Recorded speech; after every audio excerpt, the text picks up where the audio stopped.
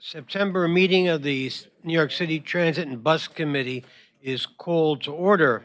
Mr. Marino, are there any members of the public who have signed and wish to speak? Good morning, Mr. Chairman. We have 32 registered speakers this morning. I'd like to remind all the speakers that they have 2 minutes to speak and to please speak about a topic on today's agenda. The first speaker is Omar Vera. Mr. Vera? Mr. Vera will be followed by Jason Pinheiro.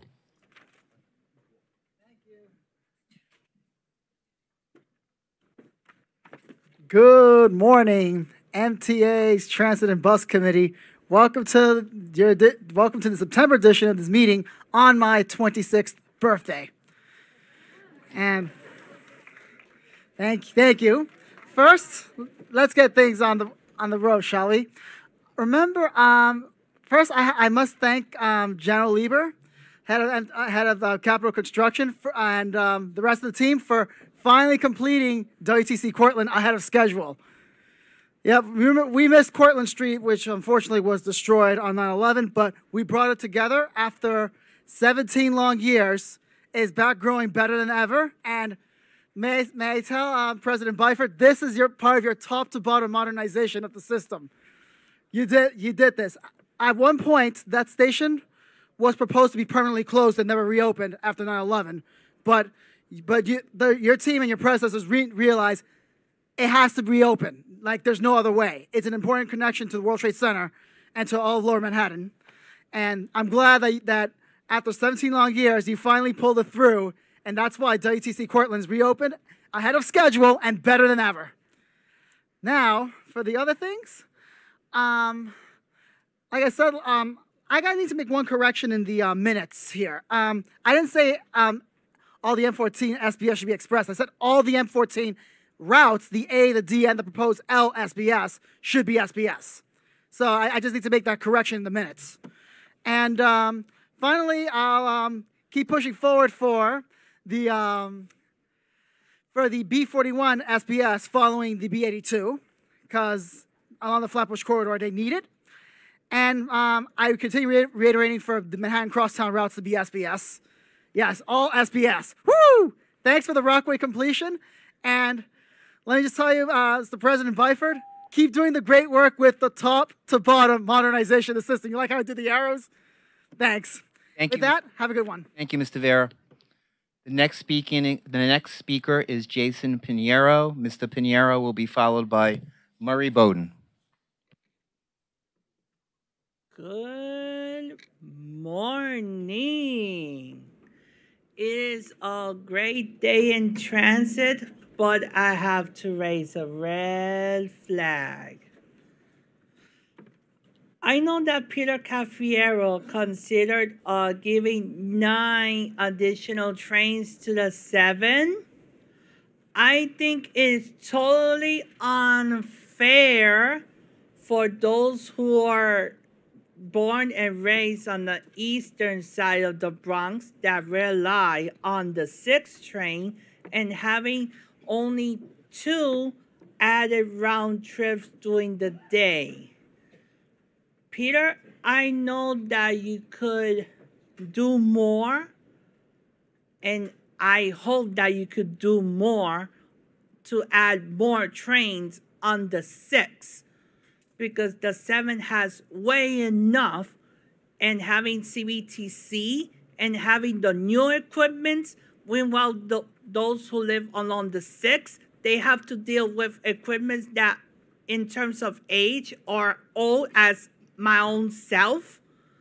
Come on, we have to do better to serve those who live on the eastern side of the Bronx, because we need better. That's all I have to say for this month. Thank you, Mr. Pinheiro. The next speaker is Murray Bowden, and Mr. Bowden will be followed by Ruth Lowenkron. I have to have a little stand here because I can't see you all. At the Metro North meeting, I virtually demanded that the president be replaced for incompetence. The Metro North Railroad is being run very, very badly. At the Long Island Committee report meeting, I said that if Mitch can't get the lights fixed, take off the red flashing lights and make it safer. He ought to get off the board. President Byford, could you come to the podium, please?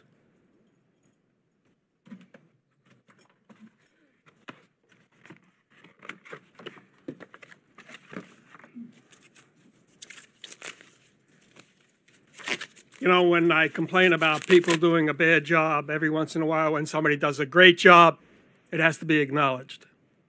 You're changing the thinking of transportation in this area. Yes, it's difficult. And yes, it takes time. And yet there's a lot of catching up to do. Planning for the Future Award, presented to Andy Byford, President of New York City Transit, by concerned grandparents, my generation, appreciate the fact that you're making it and you're beginning the changes that will make. It takes time, but it takes time, and it gets done. It's my team. It's up there. Thank you. I appreciate it.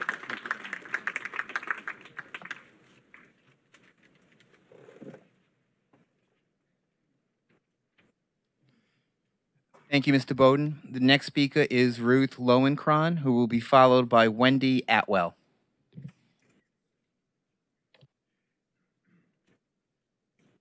Good morning. I'm Ruth Lowenkron. I'm the director of the Disability Justice Program at New York Lawyers for the Public Interest. My office, along with the Brooklyn Center for Independence of the Disabled, the Center for Independence of the Disabled New York, and MFJ Legal Services, constitute the Accessoride Reform Group, otherwise known as ARG. And as my colleagues will tell you, we have that name because, sadly, that's the sound that all too many Accessoride users make when they think about Accessoride. That's my negative beginning, but honestly, today I am here, and I really will not take up much of your time because you really want to hear from Accessoride users, and you see that we have a room full of Accessoride users who really will tell the story. I want to just say in very short order that we are, for the most part, in large part, hugely, hugely excited about the on-demand program. Yes, there are issues, outer borough issues. Yes, there are issues that go beyond the actual on-demand in terms of applications and so on. But to focus on the Accessoride on-demand program, I think you will hear uniformly that it is hard to come up with as positive a word as one can. It is really life-altering is how people describe it.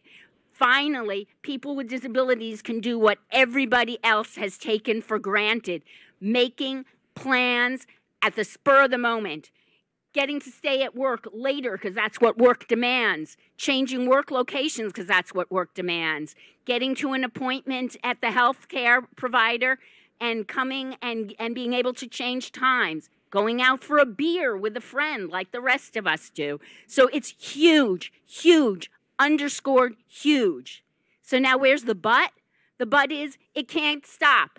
It can't go backwards. We know we've heard from you that the pilot is going to continue indefinitely for an indefinite amount of time. That's great. A, we want details, and B, we want to make sure that you know it absolutely has to continue. It absolutely has to become permanent. It absolutely has to be available to every Accessoride user without any constraints. Thank you very much. Thank you very much.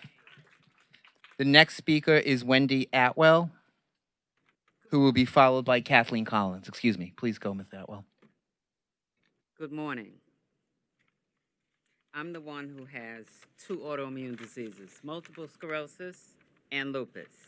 I am here representing all the Accessoride users, but I'm also here to talk about the medical side, who sent me here with complaints, because on-demand is needed.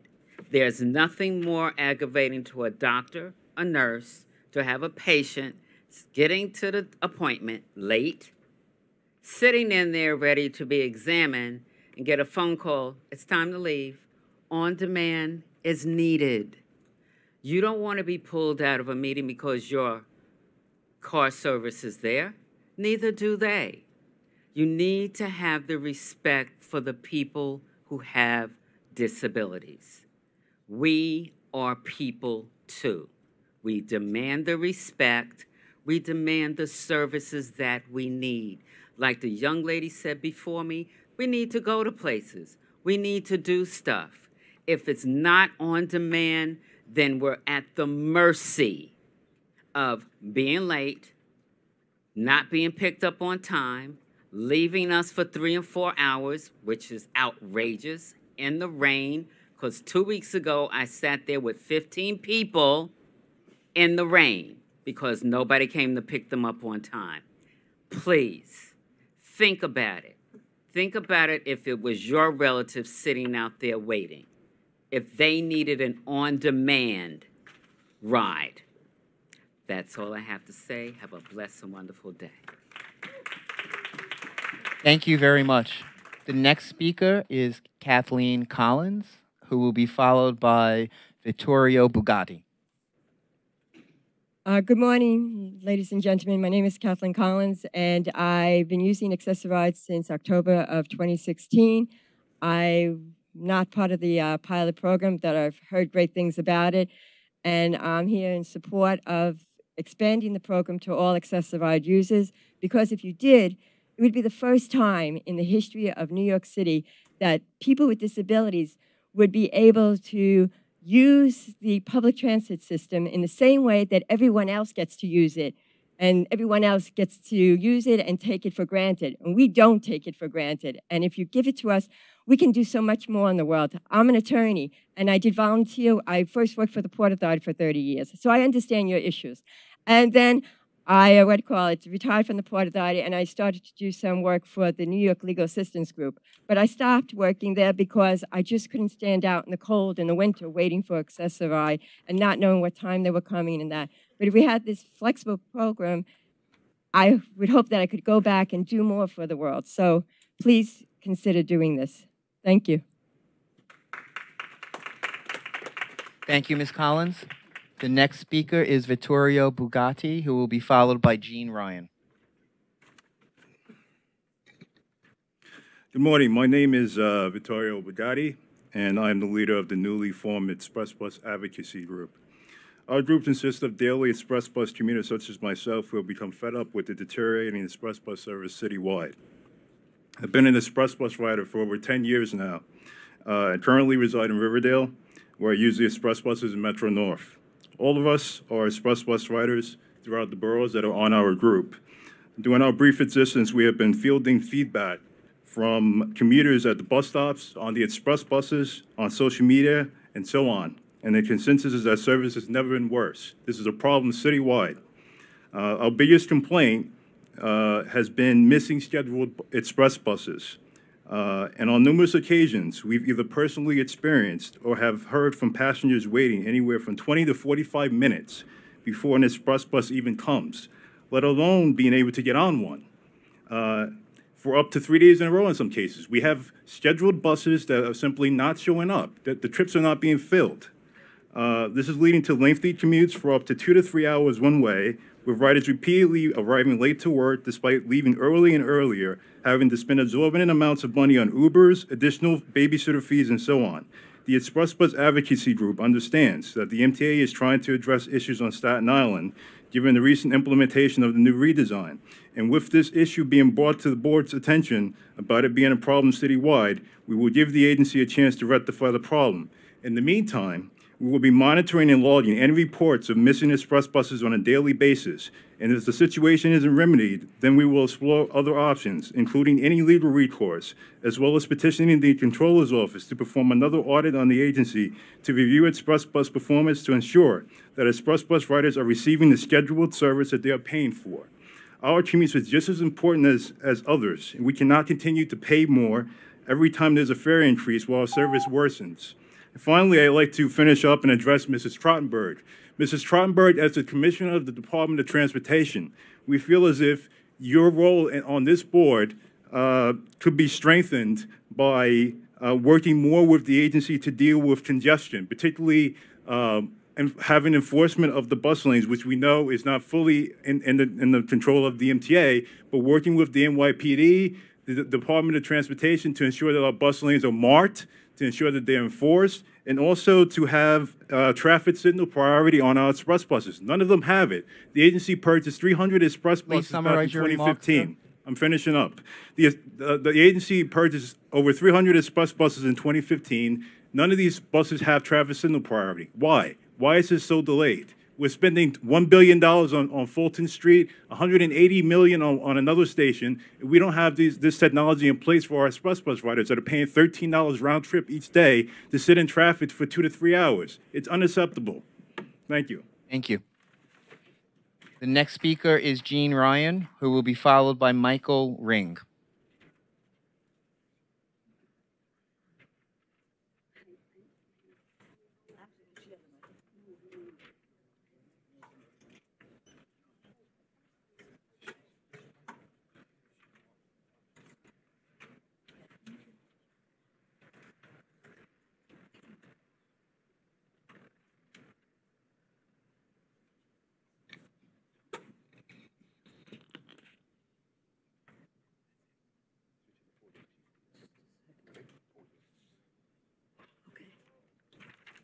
I gotta go closer. Hi, I'm Jean Ryan. I'm president of Disabled in Action, and as you know, I'm a regular testifier here. And I would be happy if I didn't have to testify if everything was good. I urge you to continue and expand the on-demand service. It's so great, and we really need it. Don't limit it. And also, I got a suggestion from a driver the other day. He said his driver friends, well, they'll get a curb pickup, but then they decline it because they're not getting tipped. And they figure, why should I go pick up somebody if I'm not getting a tip? So he told me that the MTA doesn't tip. Maybe they do, but that's what he told me. On the express bus situation, it's improving, but I still get some drivers who don't know what they are doing and have to be coached by me, and also some mechanical problems are happening. And the overhead beeper that's right over the wheelchair space, it beeps screechingly loud. It's ear-splitting. I think somebody needs to check into that. Also, I take Accessoride also, and the vans are so old and so bumpy and so uncomfortable. And this is a really good reason why we need more on-demand service. I want to just play a brief thing for you with, I was in a van, it was so bad, I actually decided it was so bumpy and so noisy. Nobody should have to ride under these conditions.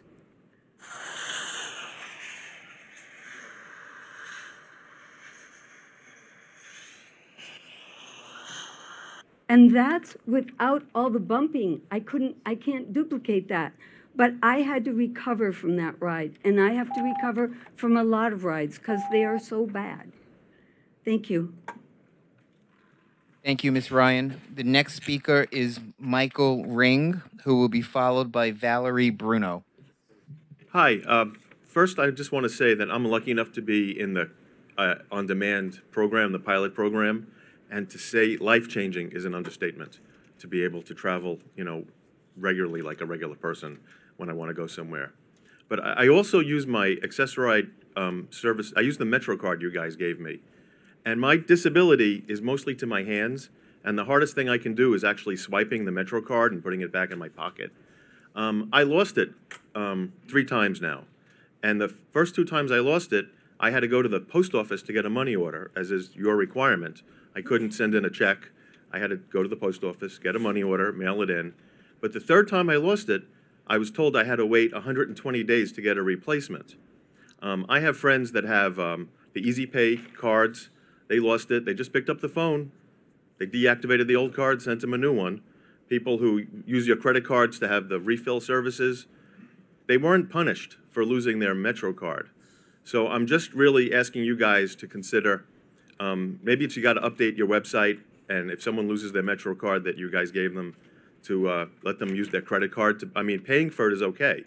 I lost it. I don't understand. But to have to go to the post office and get a money order, and the 3rd time, and now if I lose it again, I would not be able to use that service for 4 months. And during these 4 months, honestly, I found the Metro card. It was in my house, but I couldn't get it reactivated. There wasn't a bus driver in New York City who didn't let me on the bus. And, you know, I go in the subway, and there were police officers who just opened the gate. So you could, it worked out okay for me, but not everyone is going to ask the police or a bus driver to let them on when their Metro card says it's been deactivated. So maybe you can make it easier to get a replacement. And thank you for hearing me. Thank you, Mr. Ring. The next speaker is Valerie Bruno, who will be followed by Robert Acevedo.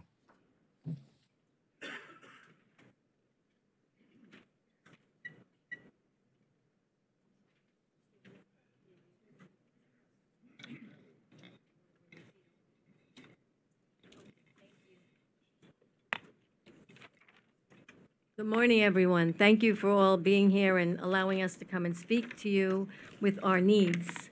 And I wrote some stuff down. I have enteropathic arthritis. I have celiac disease, which caused the enteropathic arthritis. I have neuropathy. I'm not diabetic. I had it before. And I've been ill since I'm a child. So I wound up getting ovarian cancer. And I went and I didn't use accessoride much before. I had it years ago. But I have to get to doctors, and sometimes I'm very sick in the day, and I'm not able to go, and the doctor says, all right, we'll see you later. But I can't go later because I don't have a way to get there, because I don't have on-demand, And I have to say they've been good. Like sometimes I'm stuck late at the doctor, and they'll tell me, because I use the e-hail, and they tell me that just to call back when I'm ready to go. So I'm really grateful for that. They're really kind, and they're really good workers you have on the phones. They're great. But I need on-demand. We all need on-demand so that we can go when we need to go. And from the chemo, I'm over the chemo, but I have neuropathy now in my feet and hands. I had mild before, but now I have it. So getting around is really hard, and I'm in a lot of pain. And I also have an ileostomy, which waiting, sometimes it has to be changed 3 times a day, and sometimes I'm stuck waiting for a ride, and I haven't been able to change the thing. And I would just like you to understand what it's like when you can't get a ride for the same day and get to the doctor you have to get to. And one doctor told my friend that he may have to start to charge her like a fee for being late, because she's late a lot. So I'm really grateful for the accessoride. Thank you for all of that. And if you could just get on demand for everybody, that would be really wonderful. Thank you so much. Thank you, Ms. Bruno. The next speaker is Robert Acevedo, who will be followed by Margarita Roberts. Mr. Acevedo?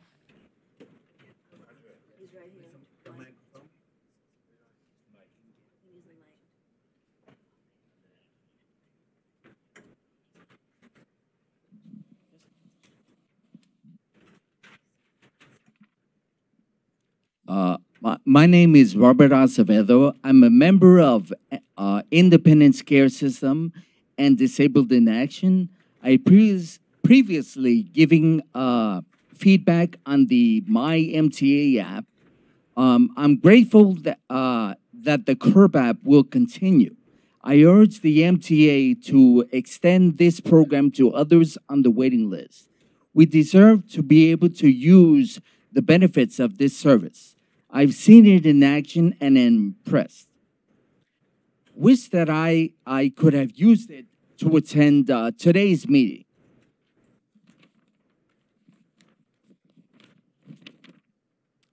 I like that there is a phone number that can be used if you need more help with the app. Thank you for showing concern with the disabled community. Thank you, Mr. Acevedo. The next speaker is Margarita Roberts, who will be followed by Hilda Cobber. Hello, hi, good morning. My name is Margarita Roberts, and I'm a private citizen, a disabled person, and I'm here to ask you to extend the pilot program.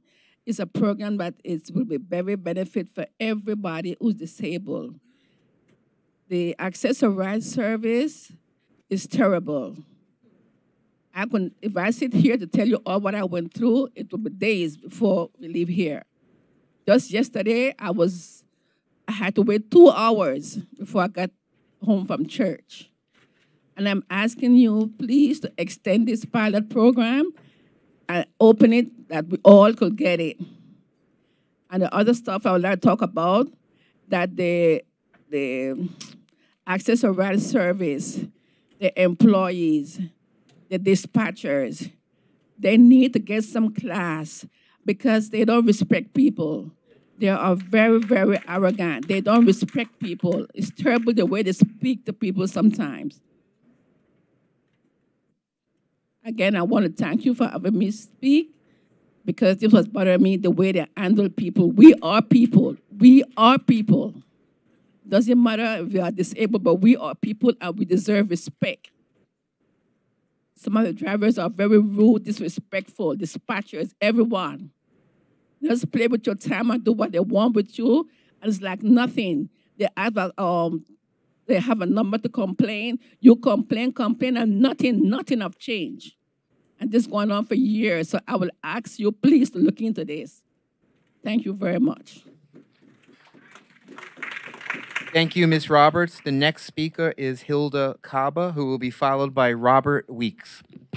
Good morning, everyone. My name is Hilda Cava. I'm a Bronx resident. I'm here to talk about the CURB. I think that's a great program. I've been using CURB for like 6 months, and I think it's a very reliable service, and I hope it continue because we need it, and it's very good that we can like call the same day. We don't have to like make a reservation like for 2 or 1 day before. And I think like we all need it. I know it's gonna take time to expand more the service. For example, in the Bronx, there's not a lot of car service, but I think I hope it continue. And I feel like for me it's a great service, and I feel like wonderful every time I use it. And that's all I have to say. It's a great service, and thank you for the people who created. Thank you, Ms. Kaba. The next speaker is Robert Weeks, who will be followed by Larita Balyan. Right there. Yeah. Hi, everyone. Good morning. My name is Robert Weeks. I live in Brooklyn. I want to say we need to get back that Corp Act open because an activity like this, you don't know what time we're going to finish. We can't book a ride unless we have a particular time. And one more topic, I'm living on the Utica Malcolm X Boulevard line with the B46. I don't want no trouble with the police department because the B46 is taking off that machine. I listen for the B46 going to Utica, Kings Plaza. When they take off that line, they take off that machine, I can jump on that bus and think it is a local. Please ask the drivers, do not take off that machine, or else they're going to put me in problem with the police department. And, I goes down to 23rd Street at Sellers Manor. There's a lot of blind people use that 7th Avenue line. We need that yellow strip there immediately. Don't wait for nobody to get on that truck. Please put that yellow strip there. Robert Weeks, thank you very much. Thank you, Mr. Weeks. The next speaker is Larita Balyan, who will be followed by Valerie Joseph.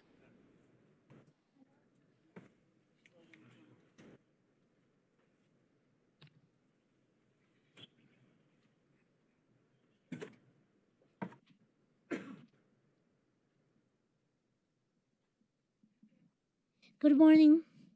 My name is Clarita Bailon, and I live in the South Bronx. And in April, I applied for the e-health program. I haven't heard from anybody, and that's how Accessorize works. That you call and make inquiries, and then you never get a response from them, neither written or a phone call or whatever. So that's one of my main complaints about Accessorize. The kind of service they provide us with is like we're the third-class citizens. Um, about a month ago, well, this year I've been having a lot of no-shows. And one of the reasons is because when they call, you know, the call that you get, the 13-minute call, that you're supposed to get a call before to let you know that your ride is about to arrive. Well, they call my cell phone. Most of the time I have my cell phone off because I have two numbers, the home line, and my cell phone. And because I have my income is limited, I cannot afford to have a cell phone on. I only have limited minutes. So when they call me, they call always the cell phone. And I've been having a lot of no-shows. And one of the last times I have to like be stressed out calling them. And about a month ago, I did call them, and they tell me, "Oh, he's only 2 blocks away from your location." Okay, I was waiting.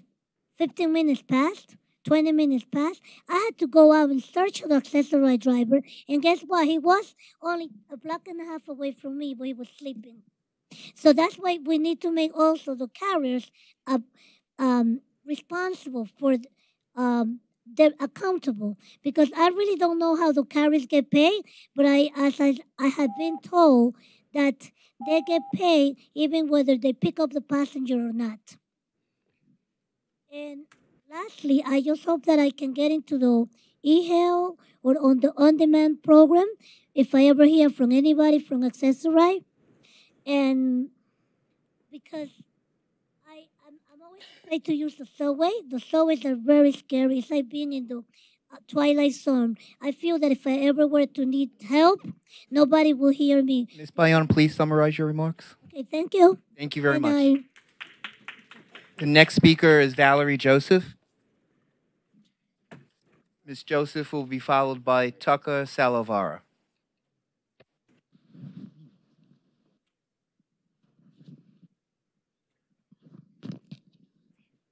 Good morning, MTA Board members.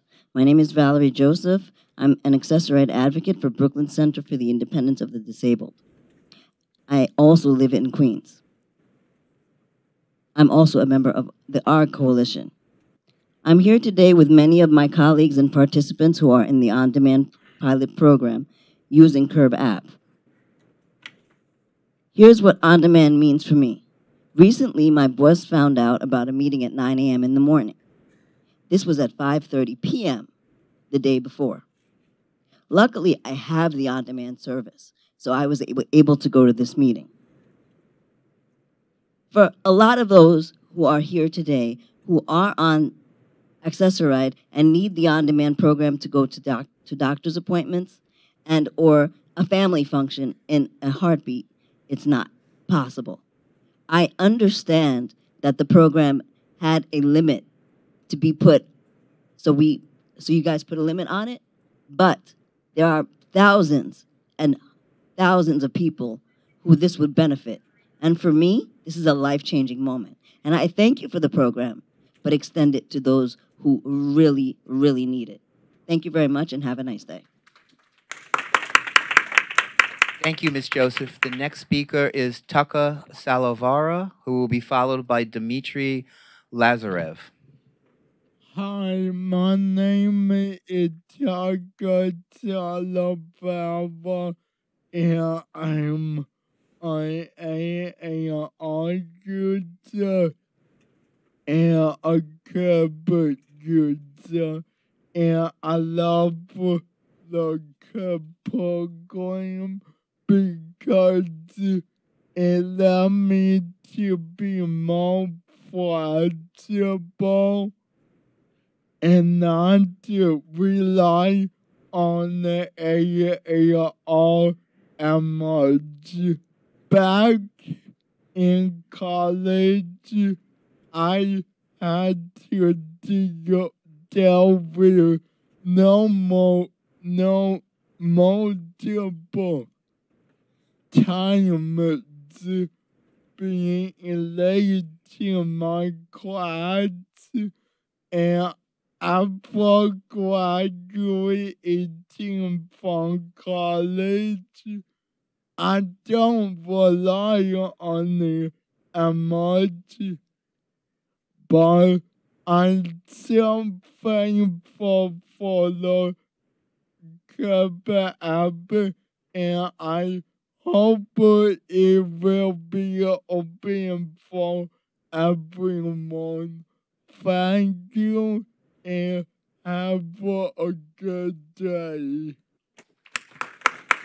Thank you, Mr. Salavara. The next speaker is Dmitry Lazarev, who will be followed by Deborah Nussbaum Cohen.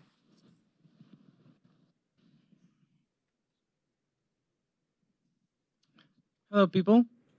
I just want to tell you like a few scenarios. So imagine this. It's raining. It's pouring, actually, in the city. It's pretty dark. And I'm taking my city test, and I have to leave prematurely, so I failed, because I have to run downstairs how many floors it is in a high-rise building, and the accessoride leaves because they have a 5-minute rule. So then, because I have the accessoride MetroCard, which is a blessing, I have to, find the subway, find the ferry. I live in Staten Island. Find the public bus. And luckily for me, there was a Jehovah's Witness, and she was nice to carry an umbrella and tell me about the Bible. But I have many conditions. I use only one hand. I'm blind, and I veer off. So basically, I need someone to at least assist. So basically, I hold the MetroCard with my left. I hold my cane with my left. I hold the person's elbow or shoulder with my left. So you see, it's kind of problematic. So do I drop it? Yeah, a lot. And then the other scenario, with Curb, on-demand pilot program, in one day, I was able to make 6 trips to my client in Brooklyn from Staten Island. From one client to the other, from that client to my friend in Brooklyn, from that Brooklyn friend back home, and that's only one day. So in a week, if I make 4 or 6 trips like that, I'm making money, I'm making volunteering, resume experience, and I'm actually living instead of, suffering my, bad experiences. Because express buses, for some reason, they never stop at the bus pole. So, yeah, and please let the on-demand service continue. Thank you so much. Thank you, Mr. Lazarev. The next speaker is Deborah Nussbaum Cohen, who will be followed by Monica Bartley.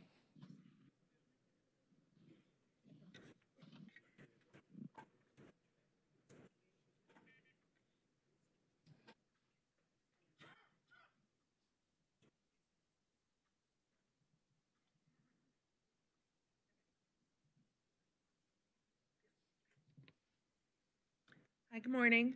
My name is Deborah Nussbaum Cohen. I'm a longtime Accessoride user. I really appreciate the opportunity to speak with you this morning. I've been fortunate to be part of the eHail pilot program the last few months. It has changed my life for the better. The Accessoride program is untenable the way it exists now.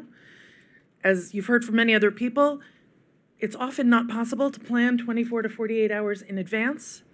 You're kept waiting. They show up early when you're in the middle of a meeting and demand that you come down. Being part of the eHail program restores dignity to those with disabilities.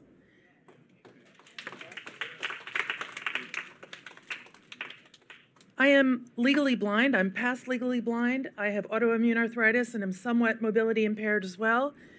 And I think it's hard for those who are fully physically able to imagine how challenging it is every single day to get around the city of New York and to be a functional, contributing member of society.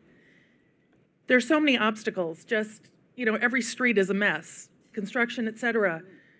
It takes so much emotional energy and physical energy to get from point A to point B. I'm a working journalist. I'm a parent of 3 young adults. I have a busy, very full life. I'm a volunteer at a local nonprofit in Brooklyn. Curb makes it possible for me to do all of these things in a much more efficient, less demanding way. I sincerely hope you continue, extend, and expand the program. And I would imagine that that it is a tremendous cost savings to the MTA as well. I remember asking drivers in the Access-a-Ride program how much the companies that run the fleets get paid for each pickup. It's a tremendous amount. And this way you are paying directly for the ride. Thank you for letting me speak, and have a great day. Thank you. The next speaker is Monica Bartley, who will be followed by Mannion Lyons. Good morning. I'm Monica Bartley, Community Outreach Organizer with the Center for Independence of the Disabled, New York. I'd like to commend MTA Chair Joe Lota, NYC Transit President Byford, the MTA Disability Advisor Alex, for all the steps taken to date on reforming Access-a-Ride. We spoke about the problems we were experiencing with Access-a-Ride, the main one being the lack of an on-demand transportation service, and you took action. I've heard so many positive things from people using the on-demand pilot program. They're able to travel when they want to, manage their trips, and how it has made their lives so much easier to be able to travel at will. I did not sign up for the pilot program, much to my regret, especially when I have to attend a meeting not previously scheduled and have to find alternate transportation. For example, last Monday, I had a meeting after work. I had to cancel my previously scheduled ride. I couldn't use the subway as the elevator was broken, so I took the bus, a long or arduous journey, and a taxi home. I am currently on the waiting list because I realize how beneficial the program is. You ask people to sign up on the wait list, so you should honor your promise. I'm urging you to expand the program so that hundreds more on the waiting list, including me, and all Access-a-Riders can travel at will as all other MTA riders. Thank you very much. Thank you, Ms. Bartley. The next speaker is Mannion Lyons, who will be followed by Dorothy Zuniga.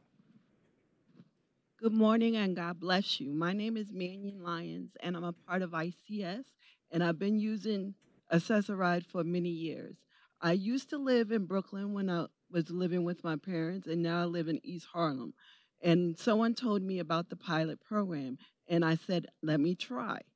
I had such a bad experience with the traditional Access-a-Ride. It took me months to even get the courage to try. But when I tried it, my girlfriend can tell you, I go everywhere. And if I can't do it with the cab, I just don't want to do it. It is such a blessing to be ready at 9 o'clock and 9:10 call for a ride. And 9:15, the ride is on the way. We don't have to just 13 minutes or the driver's coming and you don't know where coming is. What happens when you go to a new place and you don't know where to go because you have a learning disability besides the physical disability, and you have to give directions of where's the drop-off spot. Or because I'm a wheelchair user, sometimes we go to places and it's not where Access-a-Ride could pick you up, and you keep saying I'm around the corner, and they're saying we were there and you wasn't there. We have so many stories, good and bad, but this is an excellent program. Listen to your consumers and extend the program. Thank you very much for your time. God bless you. Thank you, Ms. Lyons. The next speaker is Dorothy Zuniga, who will be followed by Kelly Irish. Thank you. Good morning. What I want to say is please extend the program for on demand. Just now, one of my friends, she's so afraid that she might get left being here at this meeting that she had to go downstairs just now. We need our freedom. We need to be feeling, we need to have that freedom to be able to go places, whether it's personal, doctor's appointments, or whatever. So please, I ask you, please continue this service. It's the human way to go, continuing this service. I am very grateful for Access-a-Ride, and it's a blessing. But this is even more of a blessing. So please, please continue this. I thank you. God bless. Thank you, Ms. Zuniga. The next speaker is Kelly Irish, who will be followed by Madeline Diadio.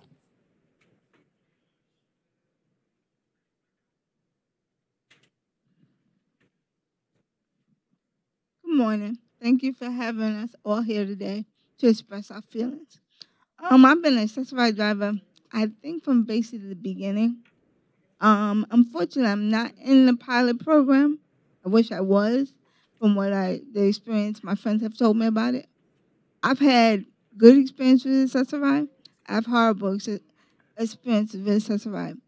One day I was sitting somewhere for 7 hours with accessory, and I was on the phone with the accessory reservation. They're on Avenue A or Avenue B or wherever they were, and when they finally got to me, got around to where I was close, he's like, "Well, why can't she walk to me?" I'm like, "There's a reason why I take accessory. I can't go but so far." And this was before I was in a wheelchair. I was on crutches, so that was ridiculous. So I really think the pilot program will be wonderful to extend. I really want it because I think it would be a great resource for me. I know, because I like to go on demand. I like to wake up at 6 in the morning and decide I want to go anywhere. And I didn't make it rain for such a ride because I didn't think about it last night before 5. Thank you very much. Thank you, Ms. Irish. The next speaker is Madeline Diadio, who will be followed by Victor Andrews.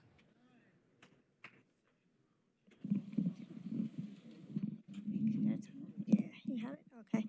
Good morning. My name is Madeline.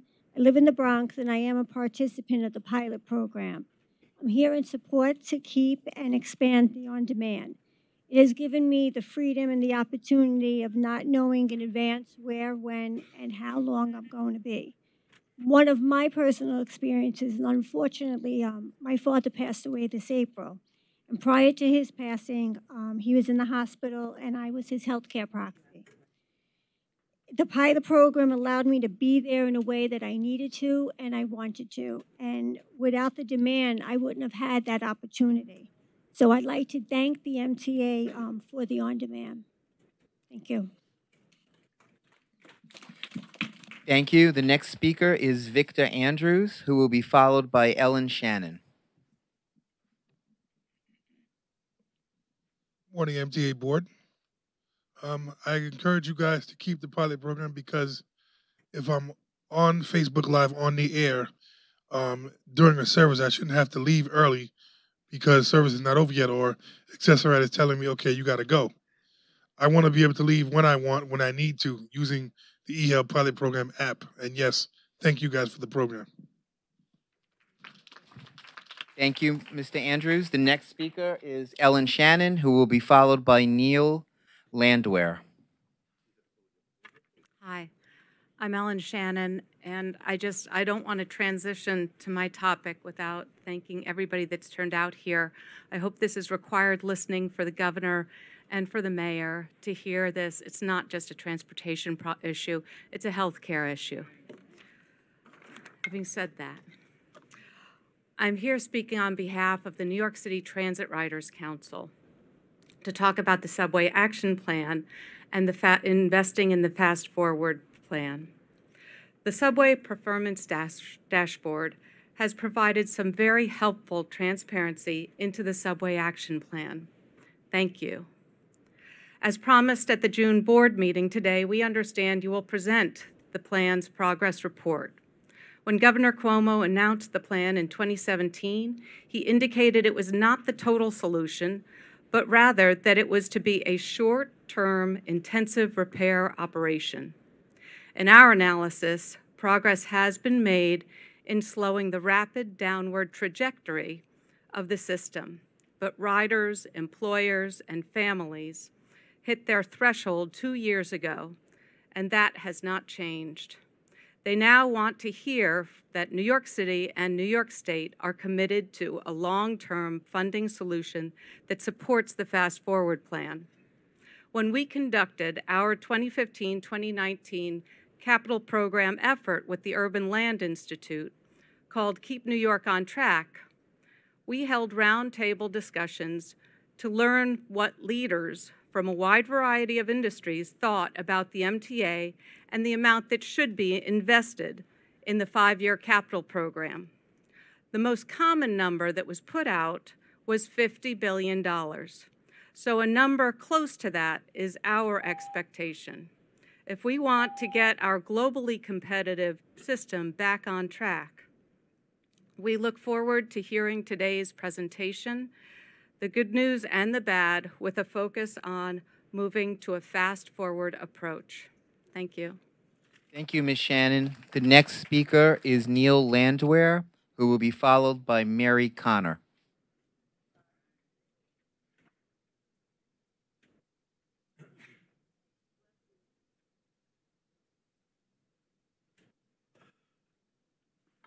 Good morning, ladies and gentlemen. I know I only have 2 minutes to speak. I'm not here to give out any awards, that's for sure. I've been a lifelong resident of New York City. I went to the city colleges and a graduate of City College. I'm only here because of the service that has been deteriorating on Staten Island since people who don't know and don't live in that borough implemented a bus plan. It wasn't broken. We didn't need it fixed. Nobody was given an opportunity, and if they were given an opportunity to speak at 10:30 in the morning during the week when people have to work. It doesn't make sense. The system was not broken. Now you're going to tweak a system. Take the money that you had, that you were given, fix the subways, fix the platforms. Staten Island bus service is terrible right now. It's god-awful. You've eliminated stops. Now you have, instead of 5 people at every stop, you have 20 people at one stop. You have cars blocking driveways at people's houses. I don't know what you did as far as revamping. It wasn't broken. I'm living there 36 years. When I moved there, we had no bus service at the end of the island. We had charter buses. We were fine with charter buses. We were fine. We made do. Now you've implemented this new system. You've cut bus services to the tail end of the island so people can't work late and stay in the city. People like myself who go to Madison Square Garden often can't get a bus home. I have to leave my bus at the transit center or call a member of my family to pick me up. It's not right. You're taking a borough that nobody cared about, and all of a sudden, you're caring about us? Do me a favor. Don't care about us. Leave us alone. We were fine. We really were. Thank you. Thank you, Mr. Landwehr. The next speaker is Mary Connor, who will be followed by Dustin Jones.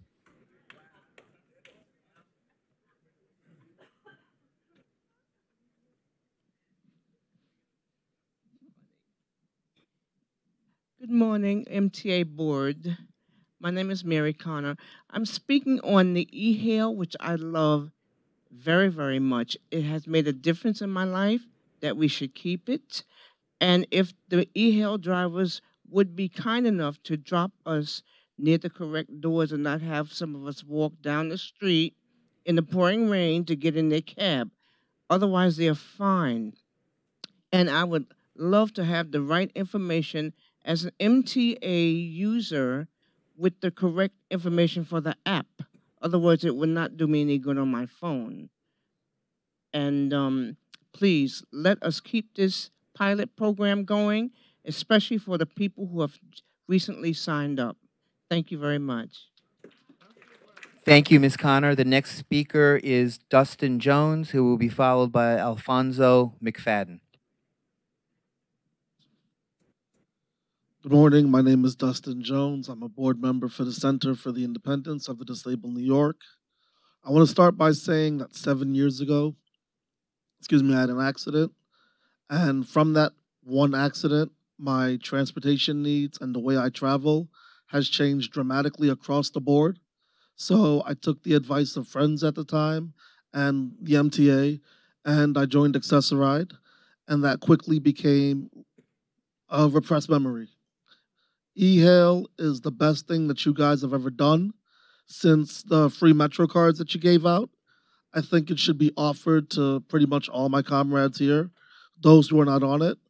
I've been using it since about mid-February, and I love every aspect about it. I love to be able to just travel at will without any penalties, without scheduling 24 to 48 hours in advance, and still having my ride to be late and then given a 30-minute grace period and all the garbage that comes along with it. So like I said, I just wanted to just please urge the MTA to do this because this is something that's very needed. And I find it comical because I think it was on New York One or in the newspaper somewhere. I read that the MTA was complaining that in almost a year, at that time, a couple months ago, the trips racked up $60 million worth of rides. But it's funny how they complained about that, but there's some executive boards and certain people, possibly even in this room, who work with transit who get double that a year in salary plus bonuses. So please keep this going. The money is there. You have the money. And one more thing, too, you also get to put poor people or working poor people back to work because this I know I heard on New York One. There's a lot of cabs that are wheelchair accessible sitting around doing nothing. Now, there's thousands of us on Accessoride. If you let this program continue, you put those people back at work, and you keep us, and you let us live our lives like normal people. Thank you. Thank you, Mr. Jones. The next speaker is Alfonso McFadden, who will be followed by Joe Rappaport.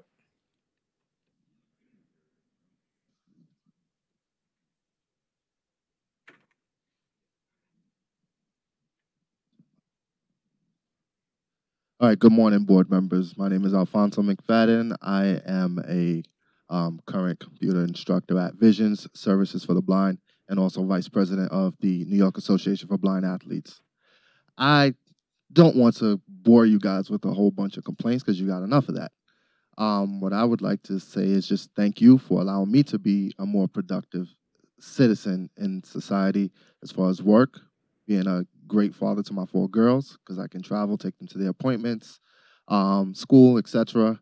And you just, allow a lot of athletes to be productive as well.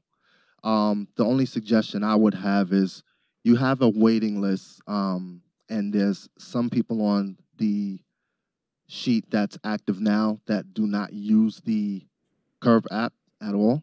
So if there's a way you can evaluate and see who's using it, and if they're not using it, if it's not active, move them off the list so the people that's on the waiting list can use this great service. All right, thank you. Thank you, Mr. McFadden. The next speaker is Joe Rappaport, who will be followed by Janice Forbes. Let's get those signs up.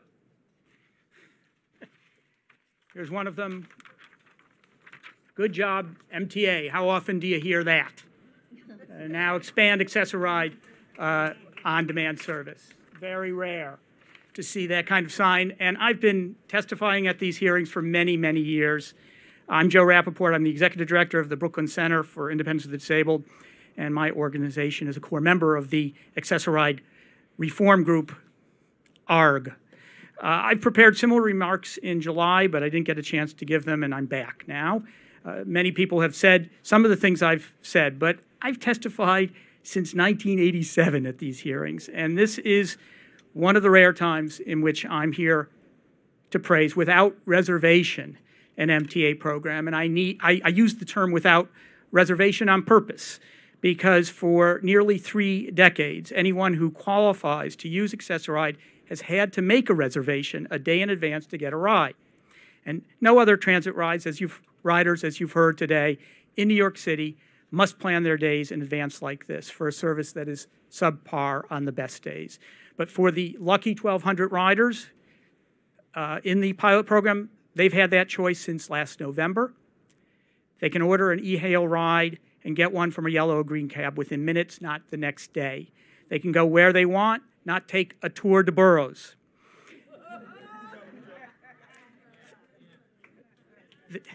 They can change their schedule, get to a meeting, meet a friend, without wondering how they'll get back.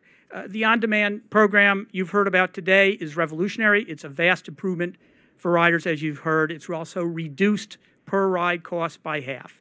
And you, from President Loda, to President Foy, to Veronica Vanderpool, and other board members, to President Byford, and to Access-a-Ride Chief Cosgrove. You all deserve credit for making it happen and also extending the program into the next year. The challenge now is to extend the program so everybody can take advantage of it, not just some of them some of the time. That's going to take new work and new thinking. You'll have to work closely with the TLC, with taxi drivers, my group, and other Access-a-Ride riders. I'll finish in a moment. The payoff can be huge. A drastically improved service, lowered capital costs, an example of what you can do that you can show Albany when you ask for money. Ask any rider, and you'll find out that the nickname for Access-a-Ride for years has been Stress-a-Ride. But you can turn this vital service around for everyone, getting people where they want, when they want, to jobs and around the city like every other transit rider. A little corny here, but then the nickname will change to Success-a-Ride. Thank you. Thank you, Mr. Rappaport. The next speaker is Janice Forbes, who will be followed by Jessica Della Rosa. Hello. My name is Janice Forbes, and I echo exactly what Mr. Joe just said.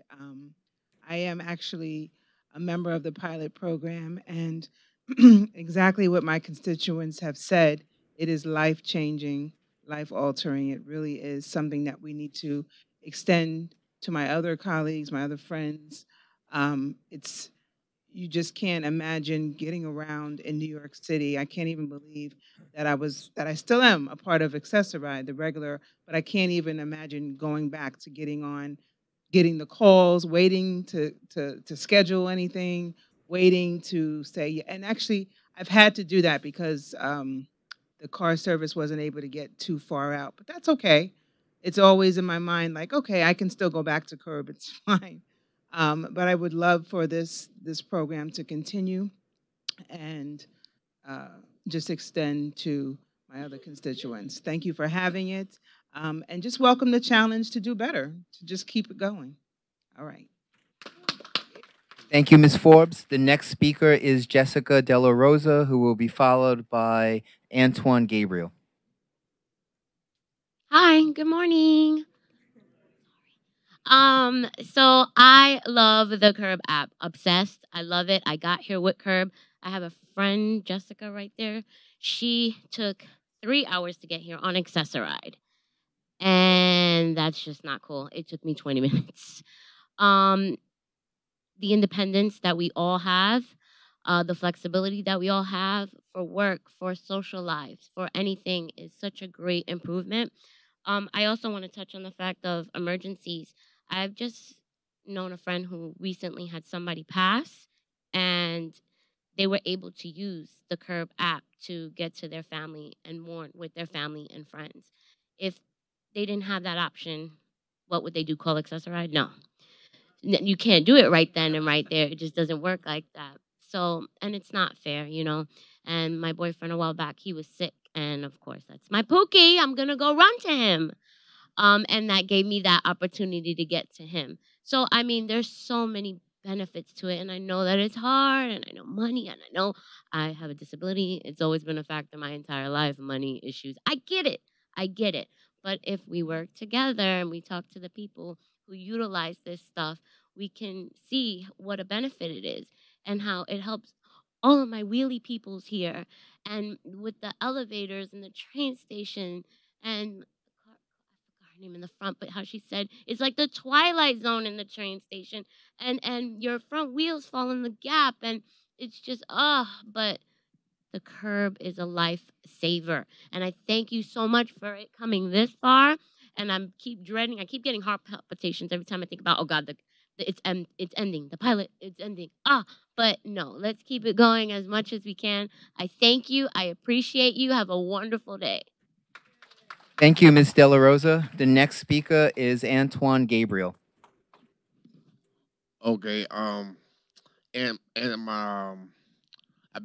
was disabled 2005. I've been a Access-a-Ride rider since maybe about 2006.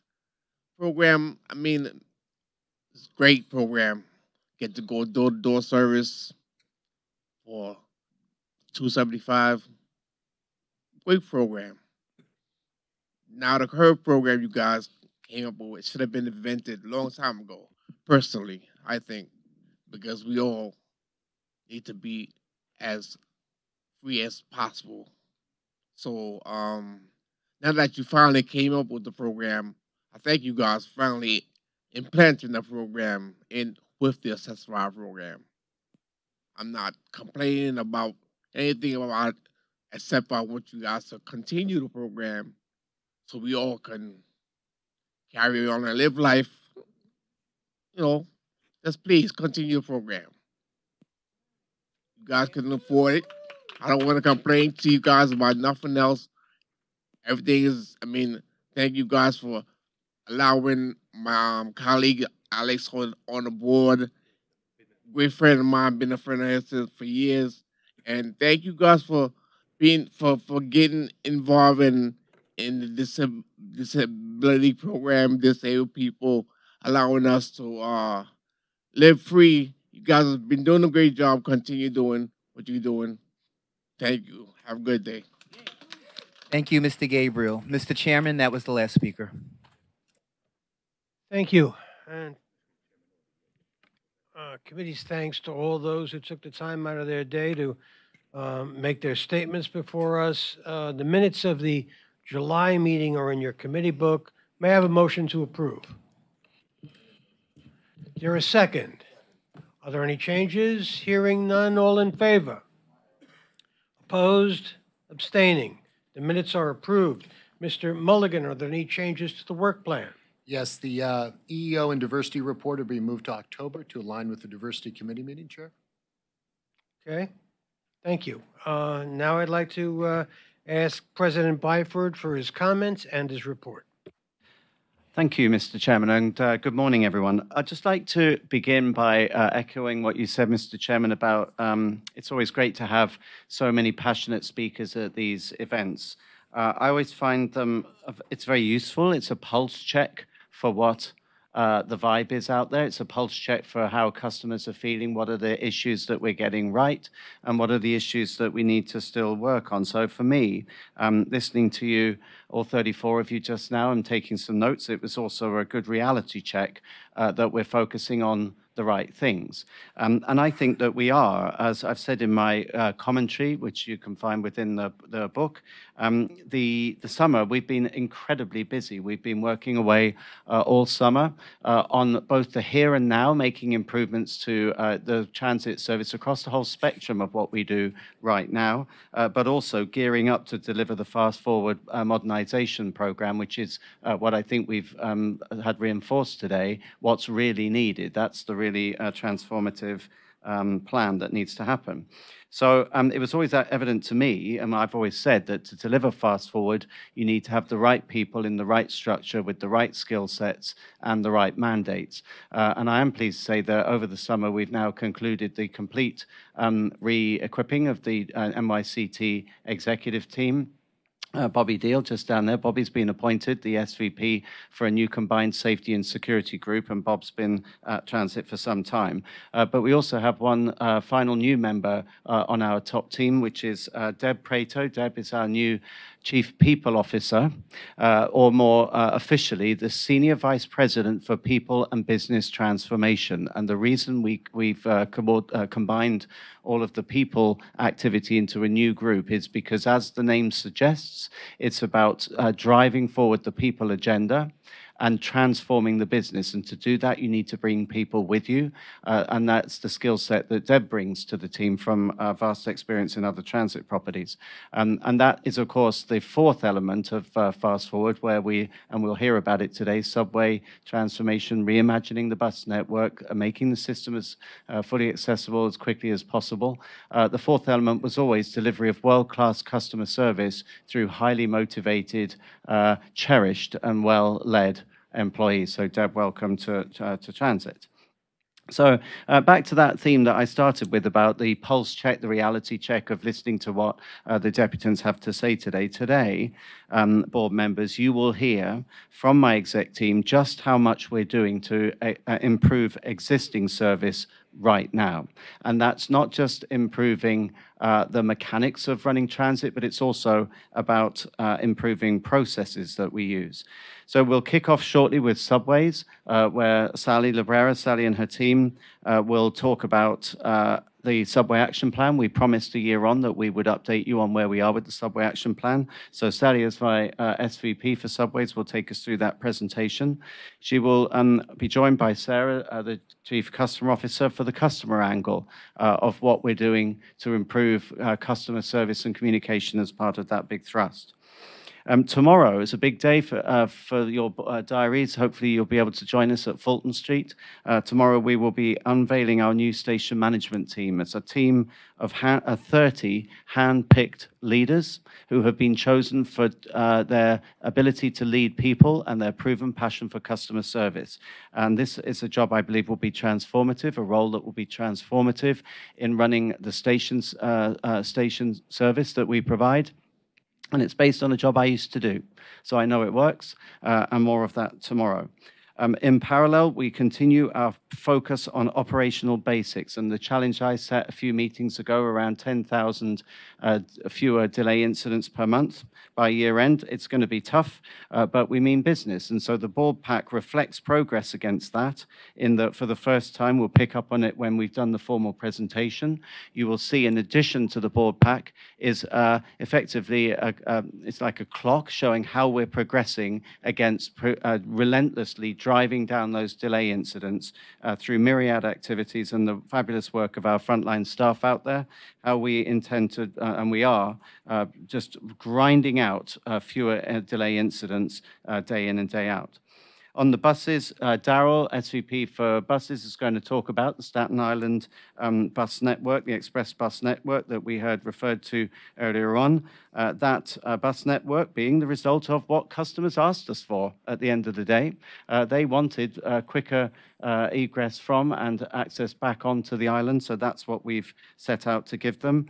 We talked about this extensively on Staten Island. I myself went to 3 town halls over there, and they were largely in the evening, but they were throughout the day. So I'm confident that we did actually listen to people. But also, as we heard from Mr. Bugatti earlier, one of the speakers, it's not just about redesigning the bus network. It's also about keeping the bus lanes clear, fitting TPS, transit priority signals, working with NYPD and working with DOT to get the existing infrastructure clear such that our buses can get through the traffic.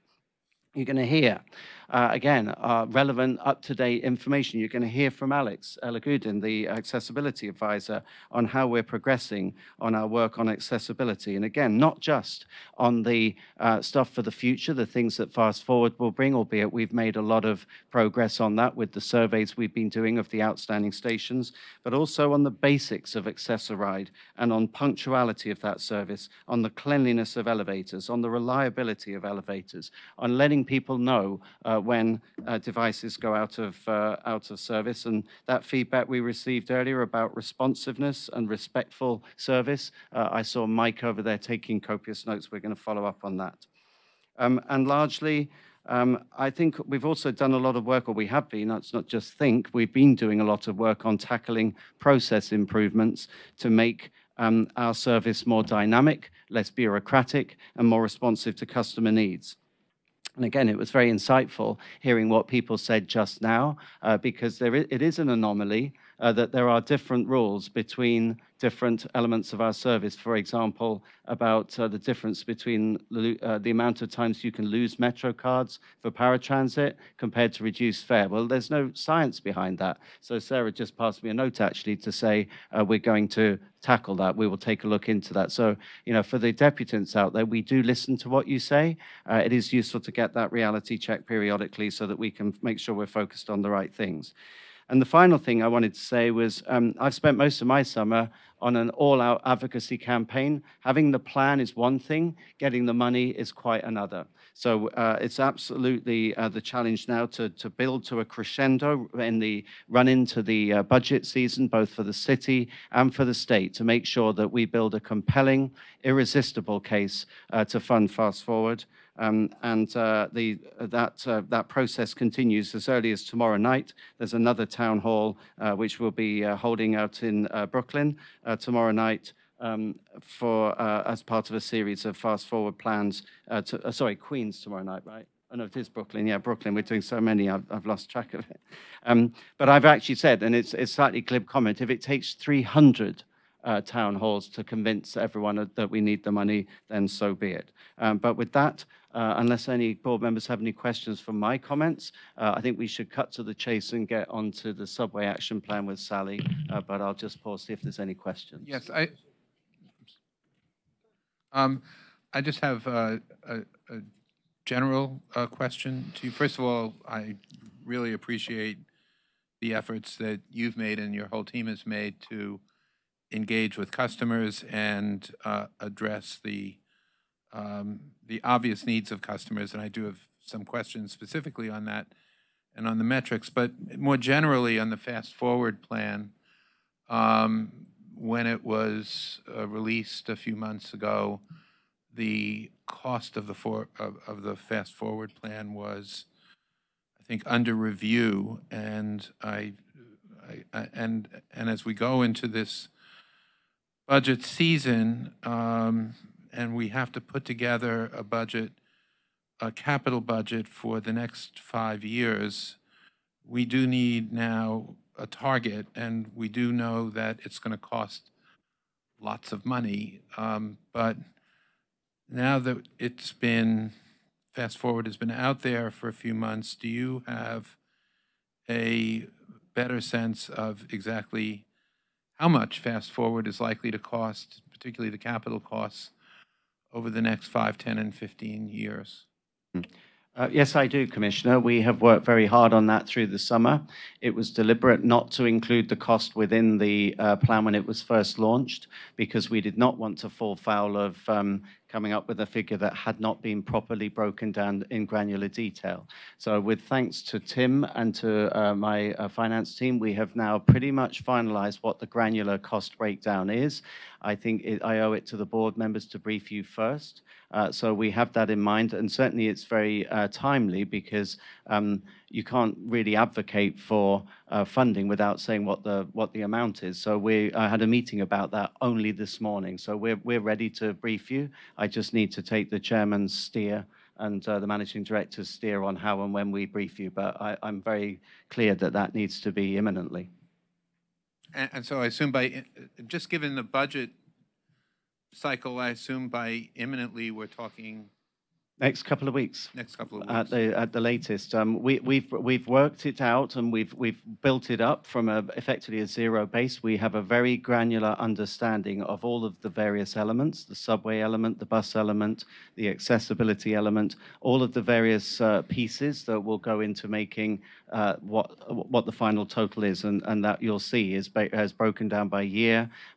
We've costed the first 5 years and the second 5 years, and I think it is important that we get that right, because people, if they're to vote for, at the Senate and the city, if they're to back us, which obviously we want, they have to be certain that we've done our costings properly. They have to be certain that we can be trusted to spend the money wisely, and they have to be certain that we'll do so on time, on budget. So we've really put some effort into getting the detail right, and I'll be happy to share that with you as soon as I get the go-ahead from my boss. Thank you. Is there anyone else? If there is none, then I'll ask Ms. Librera to proceed with the subway report. Okay, so I'll open, Mr. Chair, if I may. Well, first up, I want to just say that this report responds to your request. I think it was back in July that we do report to you on the progress against the subway action plan. Roughly 1 year in, it's just over 1 year in, but I think it is good to take stock of where we are on what I would still describe as very much a work in progress. So as I mentioned earlier, Sally's going to present the bulk of this. This is her work. She should take the credit. And I'd also cite Frank Giesecke, my Chief Operating Officer, and myriad people on the team, actually, who've been out there, and in particular the frontline staff, who I'll talk about when I close the presentation later on. But Sally and Frank, of course, do represent a new look team. They are themselves new to my executive, because again, we had to make sure that we had the right people who knew what they were doing to deliver and to execute what is probably the biggest plan of its kind on any transit system. I mean, the other one I can think of on a par would be to a certain extent, London, Washington, WMATA have been engaged in an all-out recovery plan, but on a much smaller scale. So this is an all-out focus of pretty much every aspect of what we do. Of course, they also have to deal with the day-to-day challenge of running a subway system that has suffered from decades of neglect and underfunding. And every day and every night, a huge amount of work is going on, which ironically does, in the short term, and in a challenging way, in the short term, actually makes things either truly, or certainly appear to be worse, because there's so much work going on that we have flaggers out there, we have people working on the track. So the customer's perspective is probably that actually things haven't really improved too much yet, because there are delays, literally because we're doing the work. But to not do the work is not an option. We've got to get it done. So for that reason, I think the most important thing to look at, in addition to people's perceptions, which are, of course, to a certain extent reality, we've got to look at what the data tells us, and that's the basis of this presentation. And I'll now throw to Sally to take us through the meat of what's been going on your behalf over the past 12 months.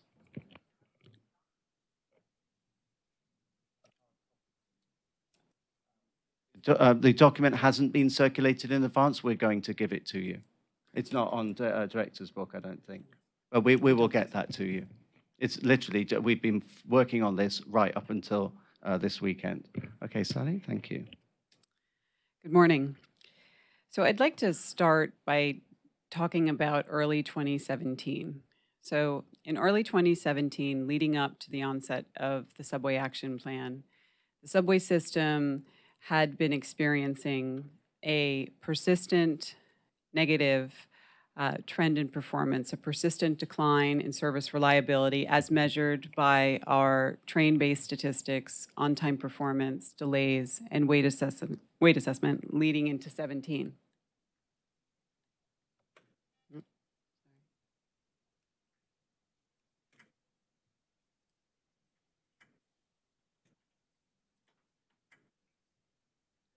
Here we go. Okay. So on top of that steady decline, what we experienced in early 17 was a significant number of incidents that impacted a significant number of trains each. So what you're looking at here is a chart that shows in 6-month intervals the number of train incidents that delayed 200 or more trains. And what you can see is in the 6-month period, January to June of 17, we nearly doubled the number of such incidents compared to the 6 months prior.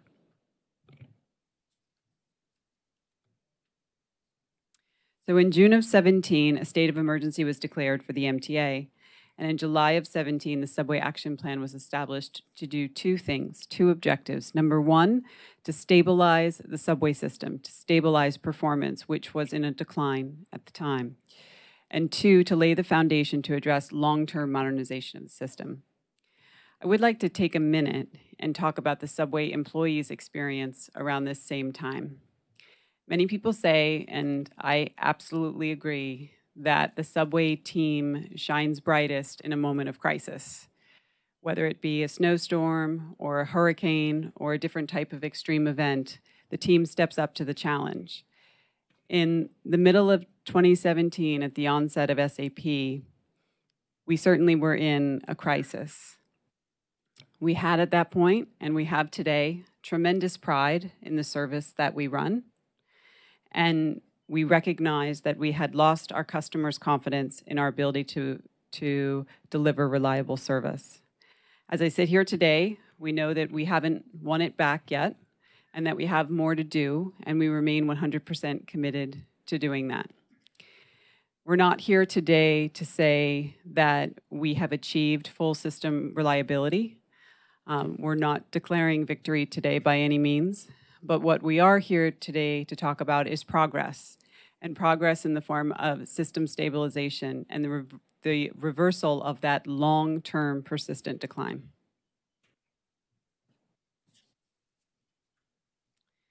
So we set out specifically to do 4 things. Number 1, to arrest the decline in service reliability. Number 2, to dramatically improve customer communications, recognizing that we may not be able to stop all incidents from happening, but we should get our customers the best information we have as soon as we have it. Number 3, Subway Action Plan wasn't just about a surge of work, but it was also about looking for new and different and better ways of running the railroad. And number 4, as I mentioned, was to restore confidence in our system. So stabilizing the system required an unprecedented level of work to do 2 things. 1, to address the underlying causes that drive incidents on the right-of-way. And number 2, when incidents happen, to respond to them faster and clear them faster when they happen. The intensive SAP work required effort from all of our disciplines and subways, literally tens of thousands of employees, and also many support teams from throughout transit, whether it be human resources or communications, procurement or planning. Many employees across the company stepped up to assist with Subway Action Plan. People canceled vacations, they worked double shifts, they worked through their days off, they made countless personal sacrifices, time away from their family, time away from their friends, to work toward SAP. And I would like to take this moment to thank all of our employees, our labor partners, TWU, SSSA, TSO, all of our labor partners, our employees, whether they be frontline, back of house, supervisors, or managers, for their tremendous contribution over the last year and the contribution that continues today. So specifically, what did we do? In terms of stabilizing the system, water management was a key priority. We sealed over 2,000 leaks in the system. We cleared over 340 miles of subway drain lines, and we cleared debris from over 31,000 street grates using high-powered vacuum trucks at street level. Water management is critical to the performance of our assets. It's critical to the performance of our track, to our signals, to our power, to our infrastructure, whether it's in tunnels, whether it's on elevated structures or in stations. Last week, when New York was hit with the remnants of Florence, our system did experience some isolated cases of station flooding as street level flooding came in during the heavy rains, but our track drains did what they needed to do. They moved the rainwater and we were able to continue service with minimal disruption. We cleaned over 285 miles of track, including every station track in the system. We deployed 10 mobile vacuums, which were uniquely designed for our system, and you can see those depicted in the bottom photograph here. We cleared 60% more track defects than we cleared in years prior. Over 13,000 defects were cleared. We installed 100,000 friction pads in our rail system, and that's to improve the resiliency of the rail. That's tripling our installation rate from the year prior. These images show track panel replacement in the upper photo and switch replacement in the lower photo, which were 2 of the techniques we used in defect repair. We focused on signals. We worked on signaling equipment. We inspected signals in 11,000 locations in the system, over 660 track miles. We modernized 150 signal stops with more modern capacitor stops versus induction. We cleaned over 8,700 insulated joints with our new magnetic wands, removing over 2,500 pounds of debris from those joints. We cleared 1,300 defects. We focused on our air switches. These pneumatic switches are some of our oldest switches in the system. We did a special inspection of just these switches where we went into the machine and we replaced worn and aged components. Today, we continue with enhanced inspections, maintenance, and corrective repair, targeting 2 things, targeting assets that are poor performers and targeting assets that are particularly critical to service. We've identified our worst performing switches, for example. We've ranked them, and we are ticking them off one by one in terms of corrective repair, extensive corrective repair. As we move through those corrective switches, that corrective switch work, we are seeing that none of those switches have failed after those repairs. We have moved to a more regular preventative maintenance cycle at our switches that we've deemed most critical for service, working with our operations planning partners. Continuous welded rail is a big component of SAP. We significantly accelerated our efforts to install CWR in the system during SAP. We installed over 30 miles of CWR in 17 and 18. So CWR is where we take a 390-foot string of rail and we replace 10 39-feet strings of rail, each jointed together. So those joints are the most vulnerable part of the rail system. By replacing those jointed rails with CWR and welding the ends of that 390-foot string, we've essentially removed that point of vulnerability, largely removed that point of vulnerability from the system. We've also created a quieter ride, a smoother ride, and one that puts less wear and tear on our track systems at those joints and on the trucks of our cars. The diagram on the right shows the CWR that was installed in the system in 17 and 18. All of those blue lines were done during SAP, or during 17 and 18. This map shows all the territories. This map shows all the territories in the system that can receive CWR. We can't put CWR on elevated structures and we can't put it on our tight guarded curves. But what you can see from this map is the blue is everywhere where we have CWR. The red are the only remaining locations that can receive CWR where we haven't installed it yet. So we are nearly complete and we're working on those red segments now.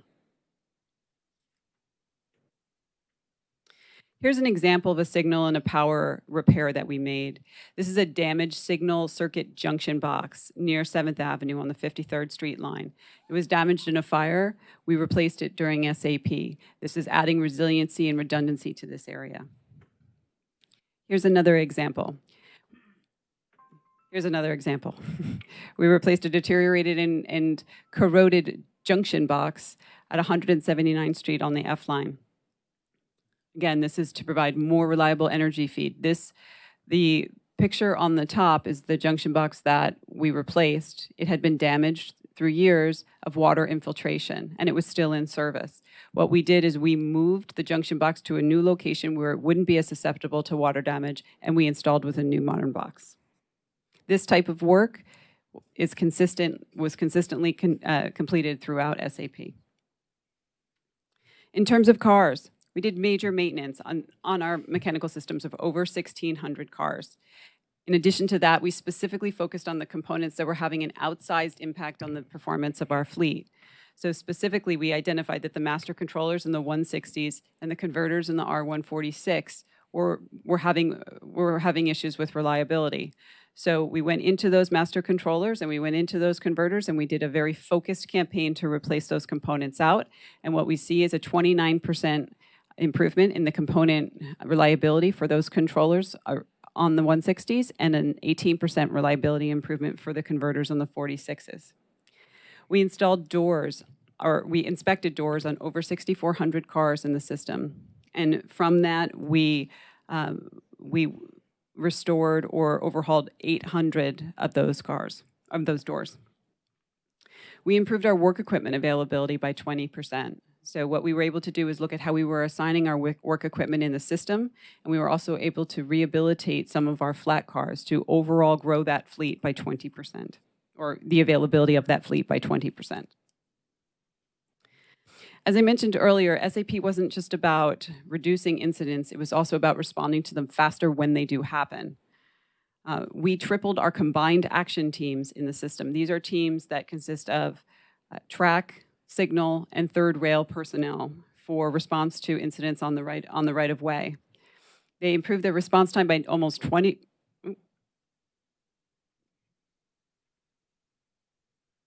Thank you. They improved their response time by almost 20% over the course of SAP, and the resolution time by nearly 30% for such incidents. We deployed emergency medical technicians at 12 key stations across the system, assisting over 300 customers. We added subway car emergency response teams in the system, and we also established infrastructure emergency response teams in the system.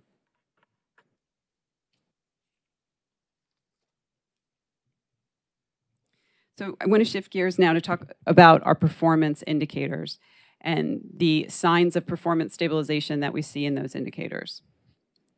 When we compare the 6 months prior to the Subway Action Plan, January to June of 17, to the 14 months since, that's July 17 to August 18, major incidents have decreased by 11.7%. And we see improvements across track, signals, and car equipment major incidents.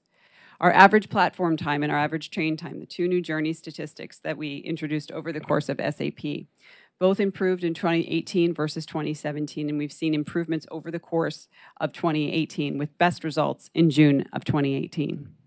Service delivered, another one of our indicators which measures the number of actual trips we run relative to our schedule in peak hours, has improved in 6 of the past 7 months to the highest level since the measure was introduced, nearly 96% in August of 2018.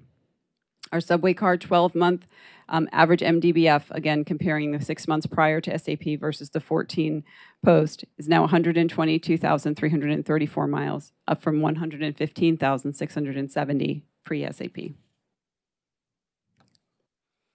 We know, as I mentioned before, that we have more to do, but these metrics show that we have turned the corner on our worsening reliability. So, according to the things you've just said, there is demonstrable proof that where the Subway Action Plan has been put into effect, the operations and the major incidents have been reduced, correct? I mean, things are definitely better where the SAP has been in effect. I think the statement that we would all completely endorse is that we have made a dramatic change to a long and persistent decline in performance. Any one indicator doesn't do a great job of showing how we're doing overall as a system. The major incidents indicator, while it shows that we have made a demonstrable improvement from the 6 months prior to SAP when we know that we had very impactful incidents, does show that we've made progress with respect to that, but we continue to have major incidents. And those major incidents are very impactful for our customers, and we continue to focus on that. But we do see that that number is not growing, which would be consistent with the trend pre-SAP. The overall performance trend. President Byford earlier referred to the number of GOs that are going on and how things might appear worse for the riders before they get better. Have we yet, because I haven't seen them yet, put signage in the stations detailing what this inconvenience will mean for riders once the project is done? That is a work in progress. We have made some advancements with the signage in terms of clarity over the last year, but specifically tying it to the benefits that the customers will have following, I believe that's still in progress.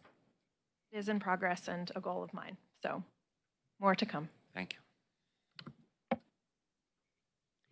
This chart shows monthly total delays between mid-15 and August of 18. The red line shows the period of time, the 2-year period of time leading up to the introduction of SAP. The blue line shows the period of time following the introduction of SAP to present.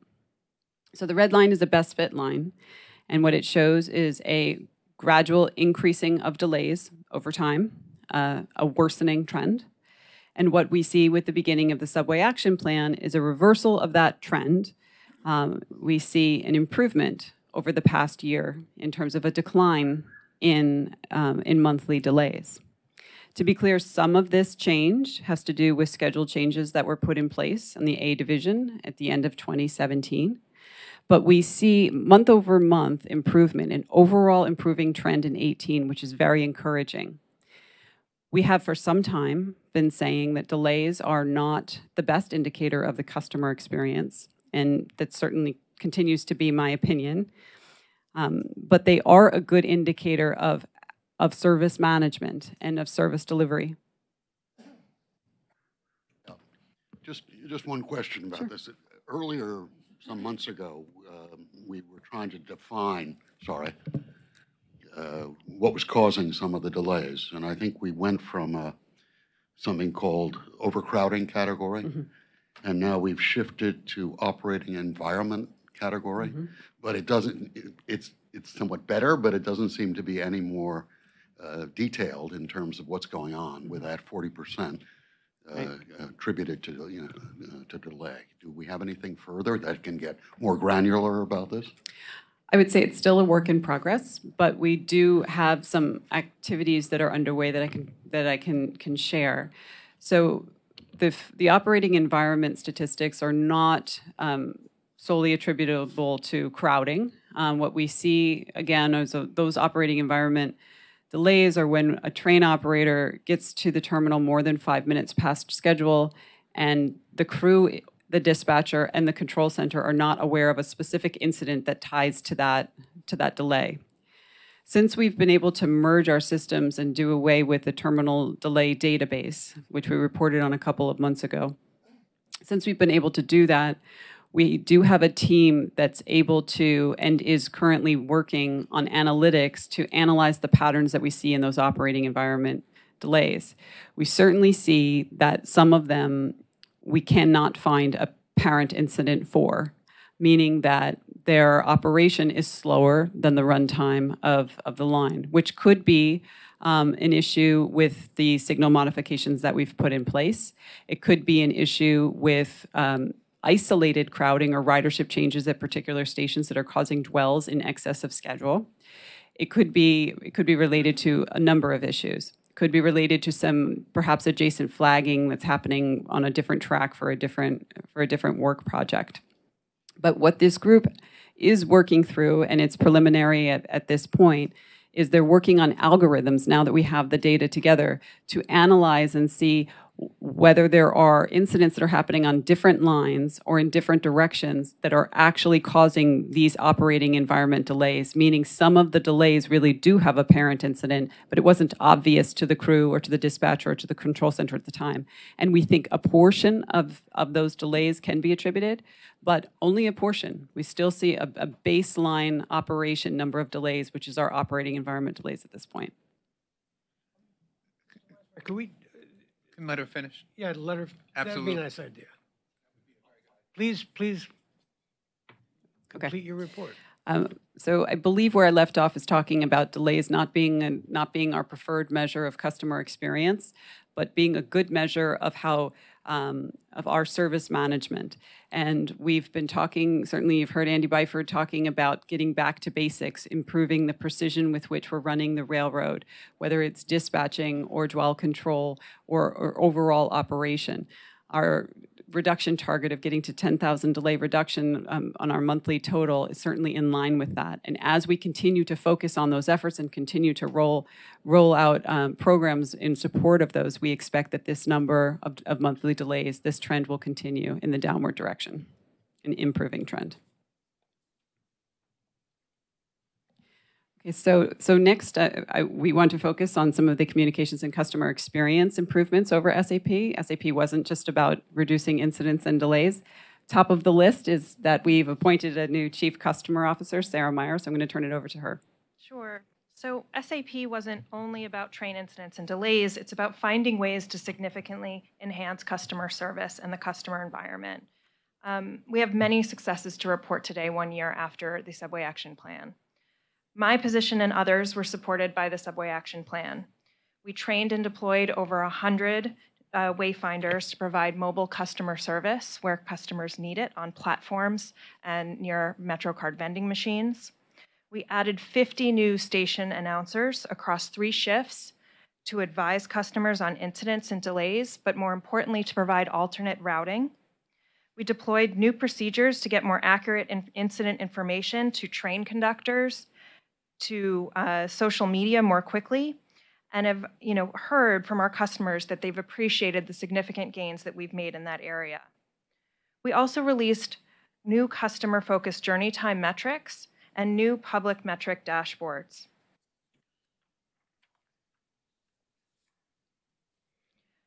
I'm really thrilled to report that all of our stations now have countdown clock information. We've also rolled out a new My MTA website and app with better trip planning functionality. And we've opened up new channels for customer feedback, including Facebook Live and Twitter chats.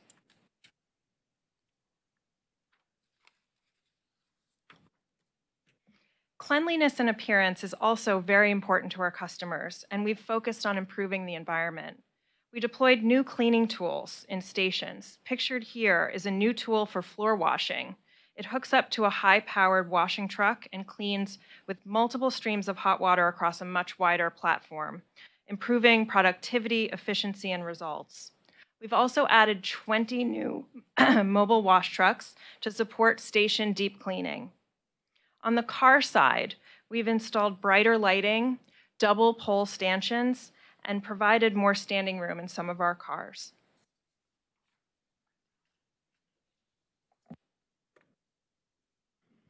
As I mentioned before, SAP wasn't just about a surge of maintenance activity. It was about looking for process improvements that we could infuse into the way that we work. And we've made a number of we have a number of accomplishments over the past year to report on.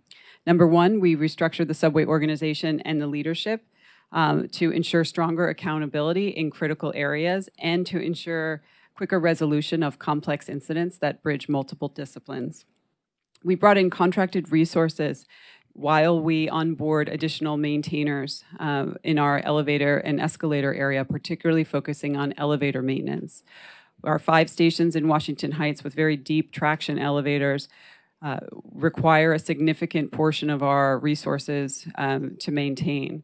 So what we've done is we've brought in a contracted maintainer to do that so that we can do 2 things. Number one, improve the availability of those machines. And you can see from the second quarter of 17, we were at 86% availability. We moved to 97% availability in the second quarter of 18. And we've also been able to redeploy our in-house resources to bring our elevator availability up, our system-wide elevator availability up to 96.5. Over the past 6 months, we've had our highest sustained elevator availability in over 4 years. We've been working closely with NYPD to review and modify protocols where possible to minimize the impacts to service of police investigations following some sort of an incident. So just some examples are that we are now looking for other opportunities that require less service or less impact to service. Things like moving an incident train that needs that's the scene of an investigation to a spur track or to a yard so that we're clearing it from the main line. Rather than stopping service altogether on a line, we're bypassing a station to allow PD the opportunity to conduct their investigation and still be able to move service through. Just a couple of weeks ago, we had a police investigation at Fulton Street where the police needed to get down to the tracks to do an investigation for a weapon. We were able to work closely with them over the course of the incident to minimize the disruption, to get them the access that they needed, but also to keep trains moving. We've been looking over the course of SAP at small details as much as we've been looking at big themes. We've been looking at the tools that our maintainers are carrying. We've replaced the nuts, some of the nuts that we actually have on some of our components of switches. Our maintainers are wearing new gloves. Lots of little details that we know impact the level and the type of work that our workforce can be doing, and we have many examples of those improvements that we've put in place. Lastly, we've increased our wrench time in our nightly general orders by over 90 minutes per work installment. This is a huge increase in productive time for us. It's a 40% improvement in productive time. We've been able to do this by streamlining our power removal processes. We've been able to do this by streamlining our work train coordination. And we've also been able to do this by starting our nightly general orders earlier, which we know is an inconvenience for our customers. But has made a big impact in terms of the amount of work that we're able to get done. And the more work that we can get done, the less often we have to go back to those locations. There are a few items in your packets today that are moving on the procurement cycle that all support the work equipment that supports greater levels of maintenance and greater levels of construction in the system. We are contracting for new rail grinding services. That is a very effective and productive way of extending the life of rails by removing defects. We are purchasing rail car movers. which is a substitute for locomotives that can be used in our yards. Currently, we have locomotives in our yards that are making moves that these far less expensive vehicles can do. So the idea is that these Zephyrs will move to the yards. They will free up the locomotives for more mainline work. And lastly, there's an item in the packet today for additional flat cars. This is a critical component to the work equipment fleet and supports more maintenance and construction activity on the road. Thank you, Sally. So 2 more slides, and I just wanted to make a couple of final comments by way of context. So as you know, I've worked in a few places around the world, and I have never seen a program of this magnitude and of this scale where the challenge was starting from such a low base in terms of just how much had to be done. And you saw some pictures there that we used to demonstrate the prevailing state of some of the assets that we had to use. So the actual challenge was immense. And I hope that you've seen through those statistics that we've shown, and we will get you a hard copy of all of what we've just demonstrated to you, that although it may not seem like, and people and even today are saying that nothing has improved, that's simply not the case. The statistics show that we are turning the corner where we need to turn it. But these things, there is no panacea. You don't just click your fingers and undo decades of underinvestment. So I've already talked about some of the other, what I call basics that are going to happen. Tomorrow, we will launch the new way of running stations, so I'll save my comments for tomorrow. But one of my mantras is that you've got to get ready, you've got to get exponentially better at the basics. You have to obsess about the detail and get right at the detail every day, every time, in terms of getting the subway to work more reliably. So I'm very proud of my team in the face of relentless criticism that we've stuck at it and that we're going to keep sticking at it until we get the service back to where it should be. I want to do a big shout out actually to our frontline employees for what they're doing out there day in and day out. I'd also like to thank our union partners who've been remarkably cooperative in terms of working with us, where we've had to make procedural changes and where they've had to be very flexible in terms of the general approach. And it is, to me, all about basics. And Commissioner, you asked us about overcrowding.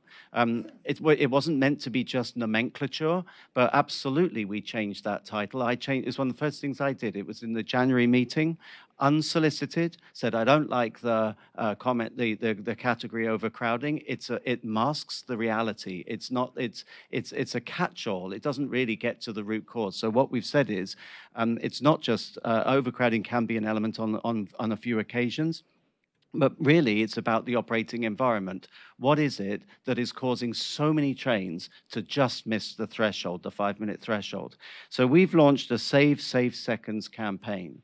And contrary to the rather facile headline that was in one of the newspapers on the weekend that said we were blaming customers, no, we're not.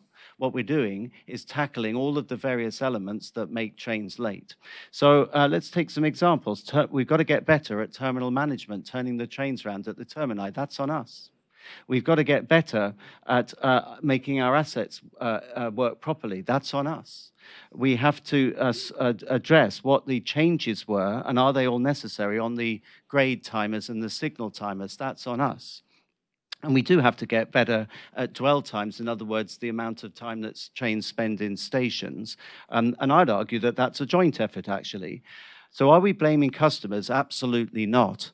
Do customers have a part to play in keeping the subway moving? Absolutely. So that's all we were saying. So it's facile to say that we were blaming customers, but we are saying to customers, please help work with us on making this thing work more properly.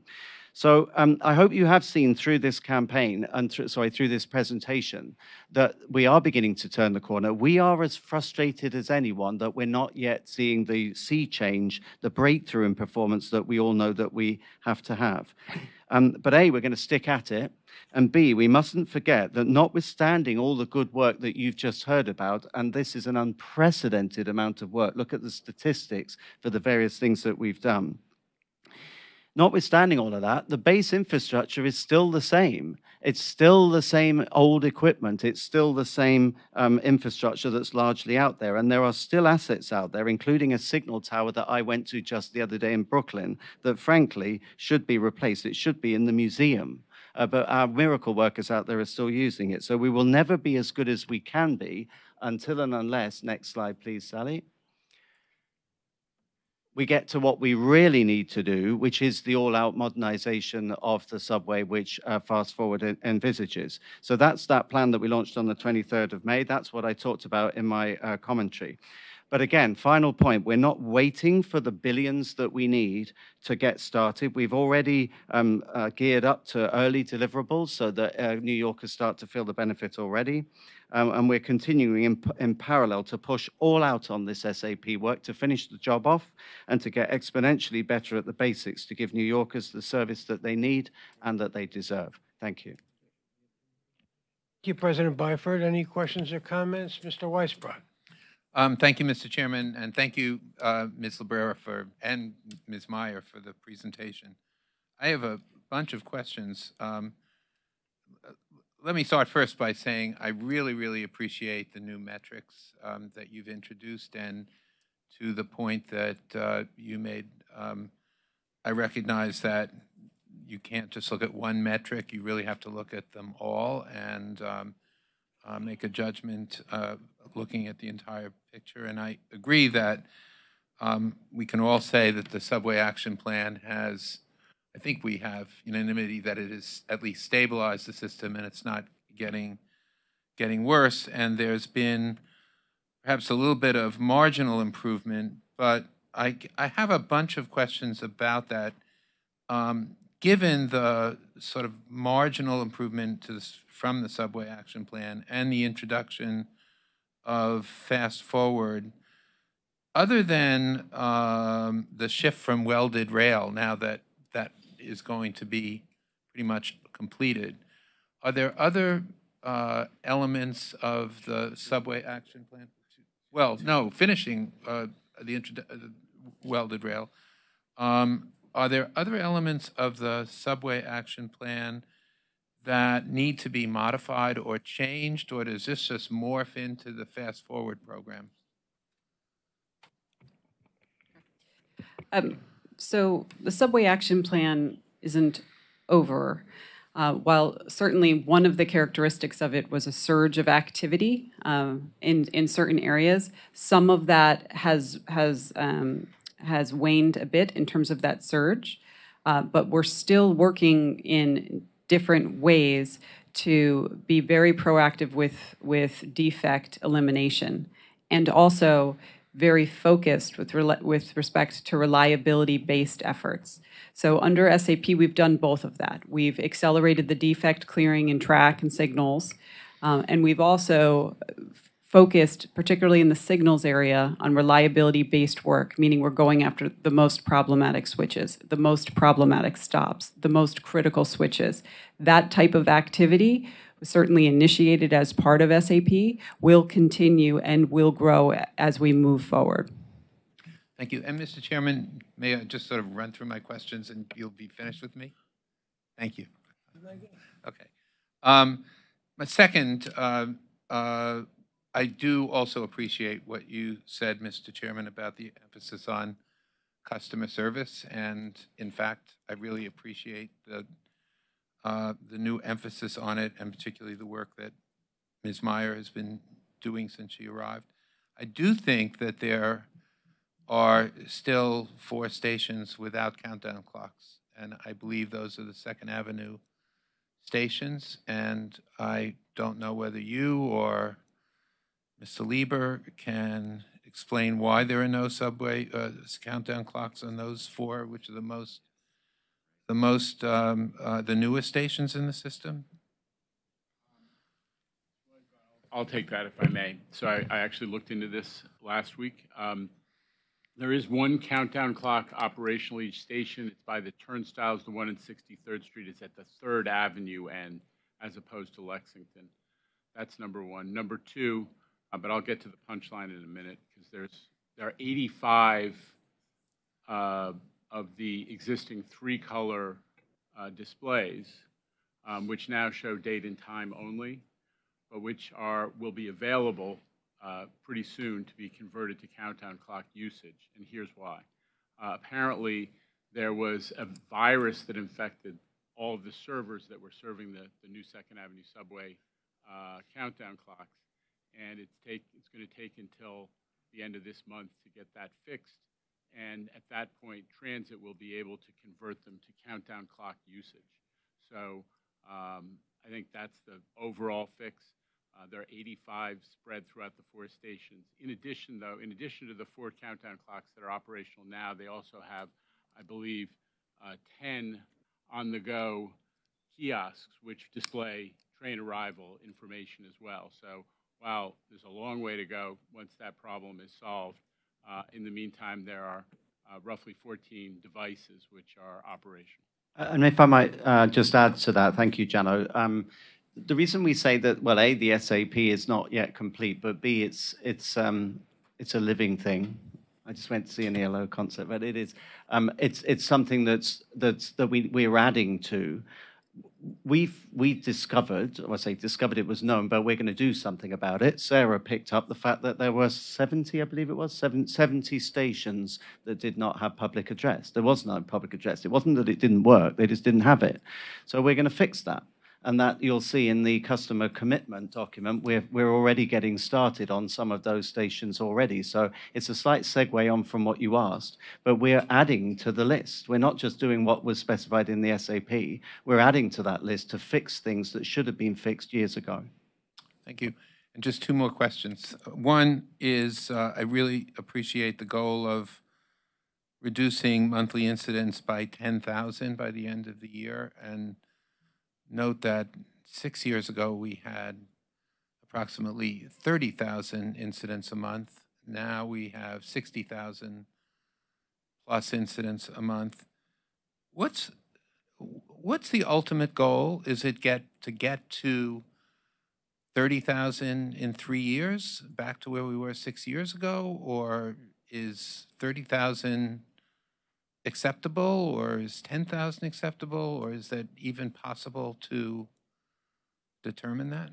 Well, I mean, the glib answer, and it's not meant to be glib, is that there shouldn't be any delays, but realistically there will be, particularly on a big, complex subway that such that we have, particularly now where it has very old infrastructure, and also where the benefit of being able to interline, in other words, transfer between lines, does bring also the downside of the fact that delays quickly spread through the network. But I'll take that any day, because I love the fact that we have such flexibility on this subway, which many subways do not.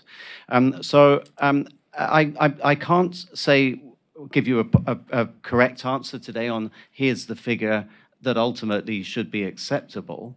I mean, what we should be aiming for is that the norm for customers is a delay-free journey. There may still be some incidents here and there would be some delays, obviously, but that generally most people say most days that you can rely on it, you can turn up, the train turns up when you expect it to, and it gets you from A to B in the time that the schedule suggests that it should.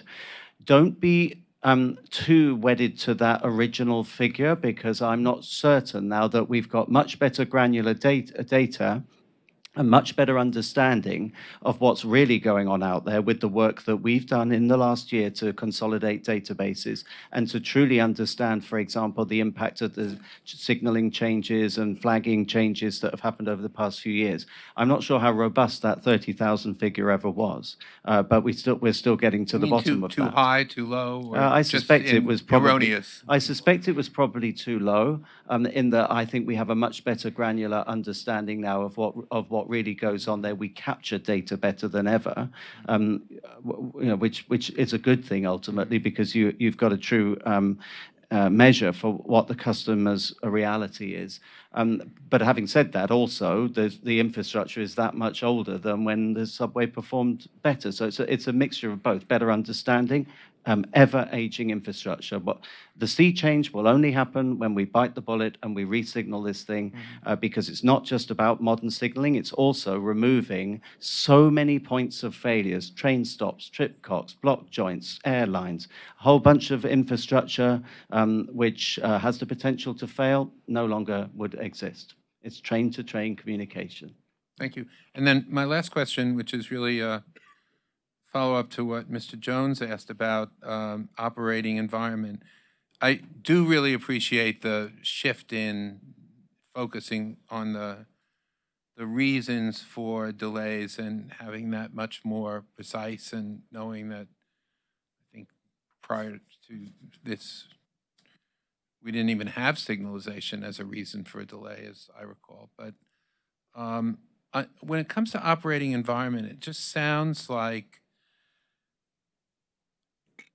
there are 40% of the delays we really don't know a lot about. And that seems like it's in part an issue of getting your arms more around that, and management getting its arms more around that, and getting a more precise understanding. So do you expect that that 40%, we all hope the total number of delays obviously will go down, but or incidents will go down, but do you expect that that 40% will decline significantly over time as you get a much better as these delays that are now, or incidents that are now attributable to sort of the operating environment, are getting a more precise, as you get a more precise understanding of it, so that they get sort of slotted into other and more precise metric categories? So let me just kick off, if I may, Sally, then I'll throw to you for detail. Job one was to properly categorize things and not use euphemisms like overcrowding. Job one was to properly categorize things such that you can then apply the right remedy. So, you know, in some cases we have fairly clear categories and it's obvious what we need to do. If it's a case of, say, working closely with the chief in terms of where the police need to take possession of the track for whatever reason, well, we'll get exponentially better at that. They've still got a job to do, but you target procedural changes in order to curtail the amount of time an incident takes.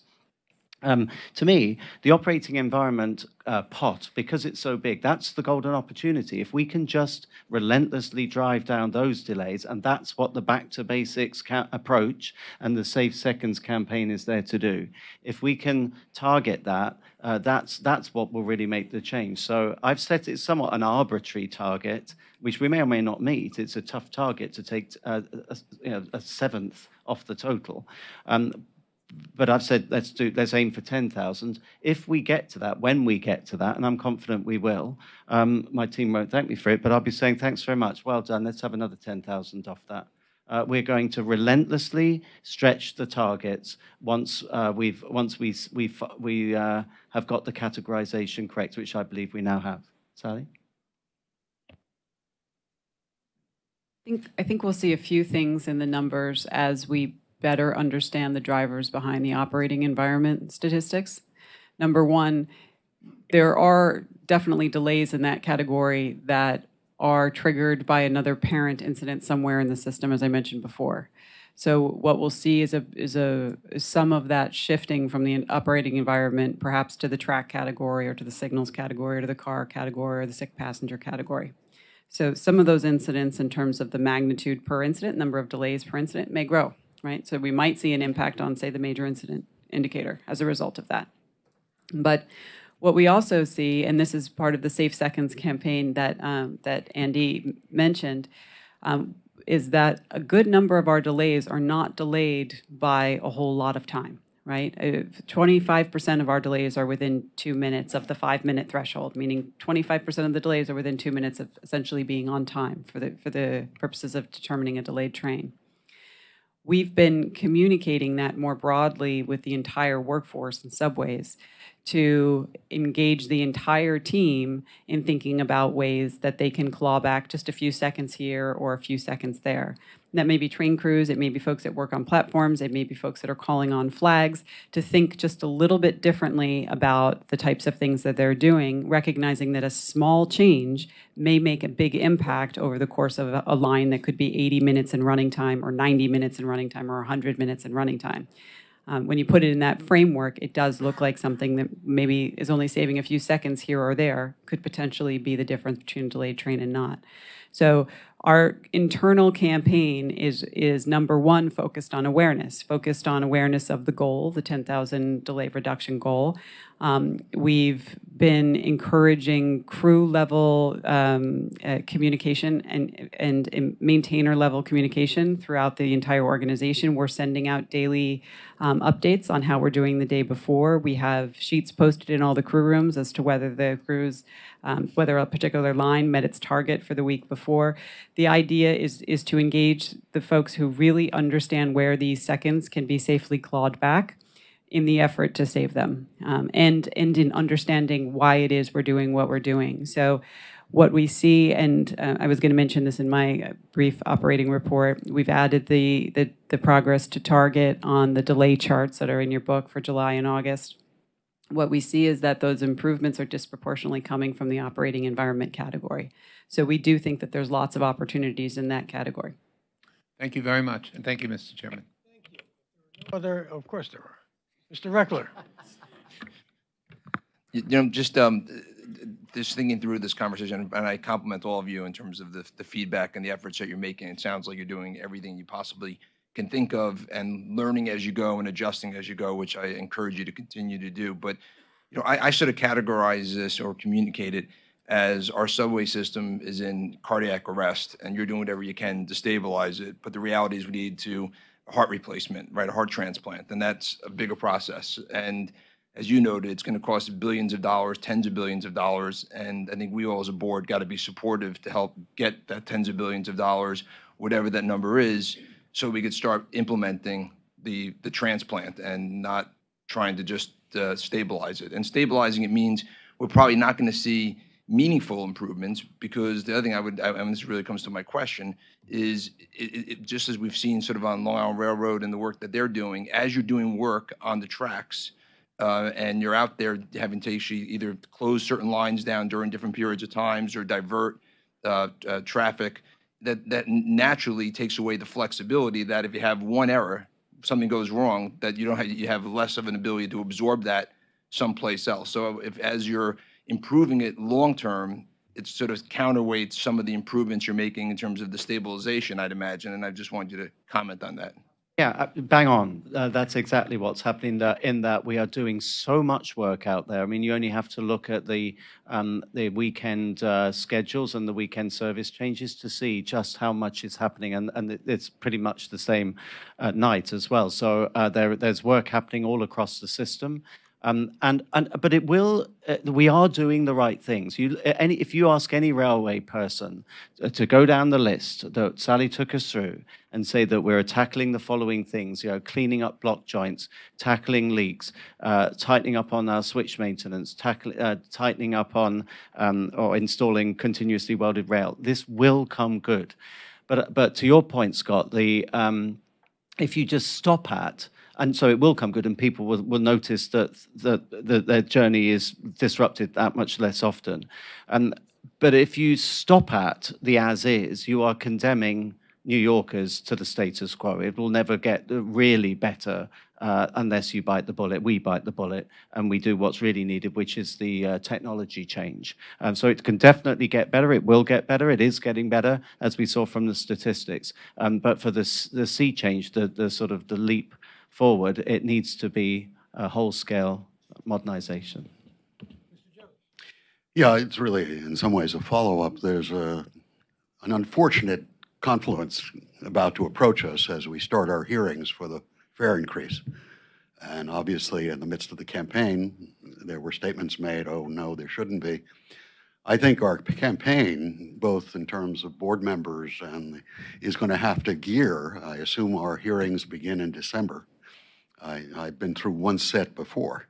This is potentially going to be a much rougher time as people are questioning. They don't see enough improvement to justify, increasing the cost. So I think this is more a comment than anything else. First of all, you have to tell us as soon as you can when the hearings are going to be. I think members of the board should be in attendance this time to stand up, but also, having a good offensive strategy to essentially bring to, the public's mind just what you're engaged in. So. Now, Ms. Librera, you can finally address the subway report. Well, I will keep it short. My full report is included in the materials. I'd be happy to take any questions on that. I do want to make a couple mentions of things that are new to the report this month. Number one, in our effort to continually improve our performance metrics, we are introducing another customer-focused performance metric today called Customer Journey Time Performance. And it is akin to the train on-time performance statistic, but from the customer's perspective. What it does is it compares the actual travel time of our customers based on our models to what is scheduled, inclusive of both platform wait time and train time. And it gives the percentage of those trips that are completed within 5 minutes of schedule. So our first monthly statistic this month is 80%, meaning 80% of our customers' trips met the scheduled time plus within 5 minutes of the scheduled time. Also, we've included a new summary page this month in the report that includes a little bit more of a description for each indicator, recognizing that we've added a lot of new indicators and we still have our legacy indicators there too. That is certainly included for your feedback. It's a work in progress. And the last thing I just want to mention again is our Save Safe Seconds campaign, which is something that the entire Subways team is rallied around. And we are certainly focused on reducing those monthly delays by 10,000. And our progress toward those targets are included at the bottom of the delay charts 22 and 23. And you'll see that we have set up an average weekday target and an average weekend day target, and we made progress in both July and significant progress in August, which we are looking to continue once the busier fall months kick in. Mr. Albert, and then Mr. Greenberg. Is this just a 1 or 2 month trend, or is there something at work in the much poorer statistics for the R68 fleet? Was there something that afflicted those during the months of July and August? Has it been rectified now, or? Yeah, I think I'll have to get back to you on those. Because it's down 24% for both months, so the fact that it was almost identical tells me something's afoot here. Okay, let me get back to you on that. Thank you. Yeah, I just want to congratulate you on the customer journey time performance statistic. I know it's another statistic we produce a lot in here. It's practically, if this thing had to be paper, we'd all live in a house with the Collier brothers. But this one in particular, I congratulate because it's most people are familiar with a scale of 0 to 100. That's what they want to see. And if we could get the press to pay attention to this would be great. As far as my view on whether things should get better or just stay the same or what our actions should do, I do expect us to have improvements in our statistics and our time, particularly journey time performance or weight assessment. I think we are going to see improvements in them. I would expect we would from all this work we're doing, especially during the week. On the weekend, we might see some fall off because of all the work we're doing. So, and I asked people to look at the number 7 line is supposed to have CBTC fully implemented by January. We have actually it's supposed to be December. I'm giving another month. So, but I hope by January be fully implemented, and that will address some of this thing we're talking about, seconds, because I took a ride in a cab and I could see the difference between what a train operator can do and what under CBTC can be done, and I think we'll shave seconds between every station, which adds up to a few minutes. And people don't think a few minutes are important. Just think when you're standing on a platform how spaced our trains are. Our trains are only a few minutes apart. If a train's delayed a minute, it means severe crowding on our system during rush hour. So seconds do matter. I congratulate you on that too. So I'm looking forward to the new year and seeing, if not great improvement, steady improvement. Thank you. Are we ready for the bus operations? Of course. The new metric of the customer journey time, which is the waiting time and time on the train combined, how is that calculated? Since you don't actually know each customer's journey, is it from a far-flung point on the line to a midpoint on the line? I mean, how would you calculate such a statistic since you don't know where everyone's going? I'll ask Peter to kick in the details, but through our modeling, we do have origins and destination pairs. We know when people are entering the system. And we know how long that trip should take based on the scheduled headway at that station and also the scheduled runtime end to end. I don't know how you would know someone who's entering at, say, 168th Street where their destination is, since you don't swipe to exit. Well, we can have a separate briefing that goes into the detail. This is the same basis that our other journey time metrics are based on. It's based on looking at the next swipe of that MetroCard, and over many years, we and other transit agencies have shown that that's a good proxy of where people left the system. So it's basically the same information that goes into that. We're presenting it in a new way here in terms of individual trips within that 5-minute threshold. We actually have been doing it on the bus side and presenting that to you for several months now, so this is bringing the rail system to that as well.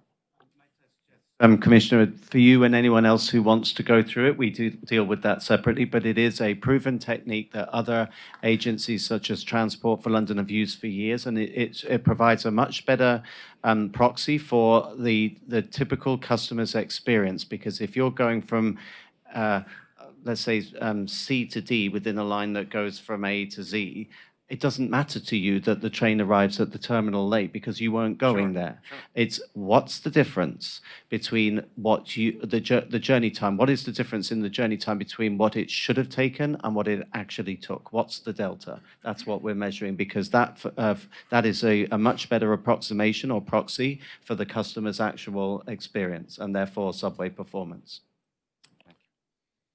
Mr. Irick. I don't have any questions. I presume you have all the answers. Oh, boy. Okay, good afternoon, everyone. On August 19th, we launched the redesigned Staten Island Express bus network, our first fast-forward network redesign. This has been a customer-led process from the very beginning. Data analysis and input from more than 3,000 customers, bus operators, elected officials, and local community leaders led to the creation of the redesigned network. Under the redefined plan, customer benefits from 1, simplified service to and from Manhattan, more direct routes on Staten Island, fewer stops to speed up trips, expanded off-peak and weekend service to Manhattan, and streamlined routing to either Midtown or downtown Manhattan. Since the launch, our service has continued to benefit from customer feedback. Preliminary data shows the network as a whole is operating as we had hoped. However, we recognize that there is more work to be done. We have been listening to our customers and responsive to their feedback, working closely with our union and our partners at New York City Department of Transportation and NYPD to make immediate adjustments on nearly a daily basis since we started. On October 7th, Express customers can expect additional improvements to the system with a new routing and extension of an existing route for further one-seat service, and both additional and realigned trips to meet customer feedback since the launch. With the additional improvements, the redesign provides a total of 104 more trips on a weekday, 62 more trips on a Saturday, and 60 more trips on a Sunday. Preliminary September data shows the Staten Island Express bus speeds have improved by approximately 8% overall compared to September of 2017. Weekday passenger travel times on express routes between Eltingville Transit Center, where 45% of all express buses originate, and destination points in Manhattan have improved. For example, average running times to Lower Manhattan improved by 4.6 minutes, but remained similar on the return trip to Staten Island. Average running times to 42nd Street in Midtown improved by 2.2 minutes, and running time on the return trip improved by 5 minutes. Travel times on the fastest routes between Eltingville and Manhattan have improved even more significantly. Average running time on SIM 4 or previously X17A to Battery Place improved by 8.6 minutes or 14%. Average running time on SIM 22 or previously X17J to 42nd Street improved by 4.8 minutes or 6%. While these early indicators are promising, I want to assure you that our leadership team remains deeply committed to getting this service right. for our Staten Island customers. We are strategically expanding off-peak service as part of the Fast Forward plan. On September 2nd, we added off-peak frequency to the Q6 and Q69 routes. On September 30th, we will add off-peak frequency to the B17 and the B65 routes. We will closely monitor this service to see if it attracts additional customers as intended. And finally, on October 1st, we look forward to implementing select bus service on the B82 route in southern Brooklyn, replacing the B82 limited service corridor that serves nearly 28,000 average weekday riders. On to paratransit. As you may know, our FTA-sanctioned e-hail pilot has demonstrated the ability of e-hail services to deliver much-needed flexibility to customers who rely on paratransit for their daily travels. Customers enrolled in the pilot have taken over 100,000 on-demand trips and 1.4 million total trips since the pilot started last year, October. The term of the FTA-sanctioned pilot is set to expire in October of 2018. Post-pilot, we will continue to offer e-hail services in a similar fashion to how it's currently being operated, with some operational modifications to meet FTA guidelines and rules. We intend to bring to the October board meeting modifications of the e-hail program to provide continued service. We fully recognize the freedom on-demand e-hail services provide to the community and continue to explore options to offer this premium service in a sustainable manner. Finally, as part of our Fast Forward plan, we will be upgrading our current technology to improve schedule adherence and provide customers with the most up-to-date information about their trip. To that end, this month, there is a procurement action to request board approval to award a contract to Strategen Systems for a real-time scheduling and computer-aided dispatch system and an automatic vehicle location monitoring system for paratransit. The new scheduling and dispatch system is expected to build more efficient schedules with shorter and more direct trips and rides. And that completes my report. Rick, are there any questions or comments? Hearing none, I'll ask Mr. Elagudin to give us the accessibility update. Thank you. It's been quite an exciting 3 months for me here since I've joined. I continue to work with all the different units inside the agency to push forward our accessibility initiatives. Since I started, even in 3 months, I've met with over 25 different advocates or advocacy groups and continue to engage in our mandate to be more transparent, engaging with the disability community. Mr. Ira covered some of the e-hail and paratransit updates that I also continue to work on. I'll just give some brief updates on some of the other accessibility initiatives we're pushing forward. And as I recently briefed some of the board members, the list has gotten very long in the last few months. So our station accessibility study continues to move forward. We've completed nearly 100 stations in the study for 100 stations, and we will finish all our stations through the end of next year, and this will be a key factor in helping us to figure out which of the following stations will be upgraded to ADA compliance as part of the Fast Forward plan. Signage has been starting to go up on our elevators for alternative accessible route information. So if an elevator goes out, customers will be able to see an alternative route. Some of those stations will be done by the end of this month, and we'll be continuing this project for all elevators as we go through next year. We've done a significant engagement with third-party developers who manage our elevators at certain stations, so we can get more insight into the uptime of those specific elevators, and we hope to update you on that soon, as we hope to get cooperation from the developer community. We are releasing an upgraded dashboard, public dashboard, in the next few weeks. It will be more akin to what you see in your committee book, and we'll have many more metrics on, including at station levels and at different metrics and times for elevators, and we hope that transparency also allows us to stay account for maintaining elevator service. And lastly, we'll be starting we've identified some internal resources to start station accessibility audits.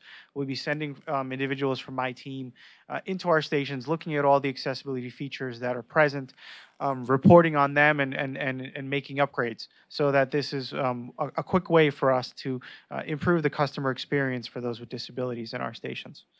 Lastly, we have a couple of things on trainings and customer communication. Our system-wide, our agency-wide disability etiquette and sensitivity training remains on course for implementation through the end of this year or early next year. We're very much looking forward to that. We're going to be making some very significant accessibility upgrades to the MyMTA app.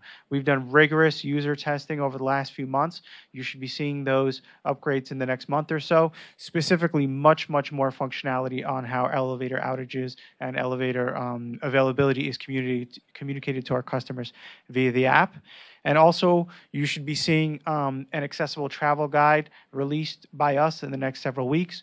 That is a comprehensive guide for our customers and employees about our policies and best practices and how to use the system with relation to accessibility information.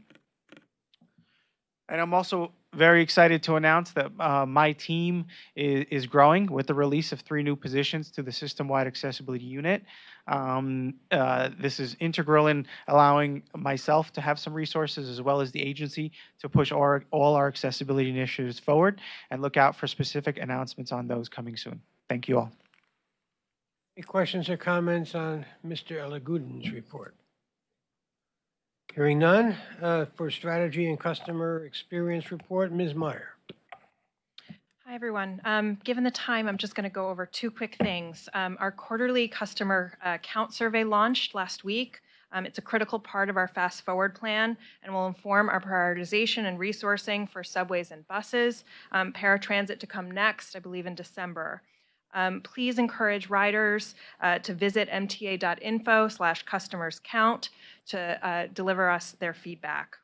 Also, a reminder that tomorrow is a community conversation in Brooklyn at Medgar Evers College starting at 6:30, where we're going to talk about the Fast Forward plan. So looking forward to seeing you all there. Any questions for Ms. Meyer? Mr. Weisbrot. Could you just explain, first of all, thank you for what you're doing, and particularly the significant improvement in call-in data, which I think really appreciated, I'm sure, by all. Could you please explain the difference between what you're doing and what Deb Prater, who is now just hired as People and Business Transformation, is doing? Sure. Well, I consider myself the customer advocate, and Deb is the advocate for our employees here at New York City Transit. So I think that's the best way of breaking it down. Okay, thank you. Does that help? Yeah. Okay. Okay. Your report. And we're ready for the safety report. Mr. Deal. Hello, good afternoon. I'd first like to thank President Byford for affording me the opportunity for this position. I'm looking forward to working with everybody in regards to safety and security. I'd like to highlight just two things. One is that subway fires continue to experience a downward trend, and that we're putting out this new, as part of our Fast Forward initiative, we have launched a 24-hour, 7-day-a-week New York City Transit Employee Safety Call Center. And that's going to be out for all employees to make reports, all right, involving safety. They can do it with their name or anonymously. And with that, you'll find the rest of the report on page 113. Thank you, and I'll field any questions. Thank you for your report. I'll ask Chief Delatorre to give us the crime report. Welcome, Chief. Thank you. Good morning, everyone. Total major felonies remain down within the subway system year to date, with 5 fewer incidents as of the end of August. During the month of August, there were 226 major felonies in transit. That's 37 more than last year. There were 39 additional felony thefts, 3 more felony assaults, and 1 additional robbery recorded for the month. For the month of August, 36% or 82 of the total major felonies occurred in Manhattan, 33% or 75 in Brooklyn, 15% or 36 in the Bronx, and 15% or 35 in Queens.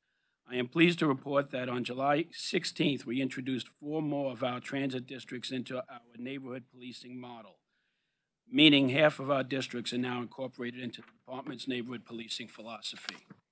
This includes transit districts 3, 4 in Manhattan, 20 in Queens, and 32 in Brooklyn. Each of these districts now have neighborhood coordination officers who are responsible for a dedicated sector within their districts and steady sector officers, each tour of duty. As I have mentioned before, this model marks the first time that we have permanently assigned officers in the same stations every day. In fact, we've already seen the pride and ownership that our officers have in their respective areas of responsibilities. And we believe this will pay huge dividends in community interaction, crime reduction, and quality of life concerns, as well as improving communication with the public and with the members of New York City Transit who keep the system moving. On that point, in particular, I want to mention how pleased I was to have the opportunity to sit down recently with the class of group station managers as they prepare for their new assignments. I was encouraged by the enthusiasm and dedication to our common goals, and I know the introduction of the new GSMs will align very well with our neighborhood policing in transit. In fact, it's exactly what we needed, and our neighborhood coordination officers will be working directly with them on a regular basis. We look forward to partnering with the new group station managers and our shared responsibility to keep our subways and our city safe. With that, I thank you, and I welcome any questions or suggestions you may have. Thank you, Chief. Are there any questions for Mr. Weisbrot? Just a brief question, Chief, and you were right. Why the big spike in grand larcenies in August? Is there any reason for that? Yeah, so absolutely there was a reason for it. So we generally have somewhere between 6 and 7 major crimes a day. The overwhelming majority of those crimes in the transit system are grand larceny. They are attributed to sleeping passengers, unfortunately, who leave their property vulnerable, pickpockets, and unattended property. So the problem is that it's not the passenger's fault that property is vulnerable. It's the perpetrator's fault that comes onto the system looking for it. And I think I mentioned at the last meeting that we have these transient groups that will enter New York City and then leave New York City. They'll work the system. They'll victimize as many sleeping passengers as possible. They'll open up as many backpacks as they can, and they'll also cut as many pockets as they can on these sleeping passengers as well. So during the month of August, we actually increased our deployment of plainclothes officers on the train to work specifically on this. We were fortunate that it paid off. On August 28th, we arrested a Chilean group, a group of nationals from Chile that were traveling through New York. They had never been arrested in New York State before, although one of them did have an extradition warrant from Kansas City. So this is an example of the traveling groups I'm talking about. On September 18th, we arrested another crew that came in from Colombia. Again, a group of professionals that were working our system. And then on September 15th, we have our own homegrown. We call them the Nifty 50 or the top 50 offenders. We often discuss it with Transit Legal how to deal with these people. So we arrested one fellow who had 60 priors, but he was wanted in a pattern. Now, all of these people were wanted in separate patterns. Our homegrown fellow was wanted for a total of 22 crimes, 16 of which were in transit, and he's a pick. He works the sleeping passengers and he picks pockets. The Chilean group was wanted for 9 crimes that we know of. And the Colombian crew was wanted for 9 crimes. So the total group was wanted for 40 crimes, 36 of which were in transit. So since we've arrested them, we've seen a sharp decline back to normal crime levels, and even lower, actually, this week in the transit system. So we deal with this every so often. When it's just a handful of people, when crime is so low, just a handful of people can create a real surge in transit crime because our crime is so low. So right now we've got it again, and hopefully we'll stay ahead of these groups as they enter the system going forward. Thank you. Chief, Commissioner Merdler's not here today, so I'll ask the question that I'm sure he would have asked. What's with Transit District 34 and the massive rise in anti-Semitic activities? Yes, the Transit District 34 has had an increase. I believe it's 7 versus 1. I actually did send him, we made an arrest on the 16th of September on an anti-Semitic bias incident, which was was a violent incident where somebody punched someone else and called them a name. We did have an arrest on that one. But out of the actual 7 that you see on your report, 6 of those were graffiti and 1 was a verbal dispute. So there was no violence involved in those 7, but we did recently have one that did involve violence, and our District 34 officers were on it and actually made the arrest. Thank you, Chief. If there's nothing else, thank you so much for your report. And now we'll go to financial and ridership reports. First, New York City Transit and Staten Island Rail Finance, Ms. Patel. In the book, you'll find June and July financial report and ridership, as well as in the special report section. There's a mid-year reforecast. In the interest of time, I'll take questions.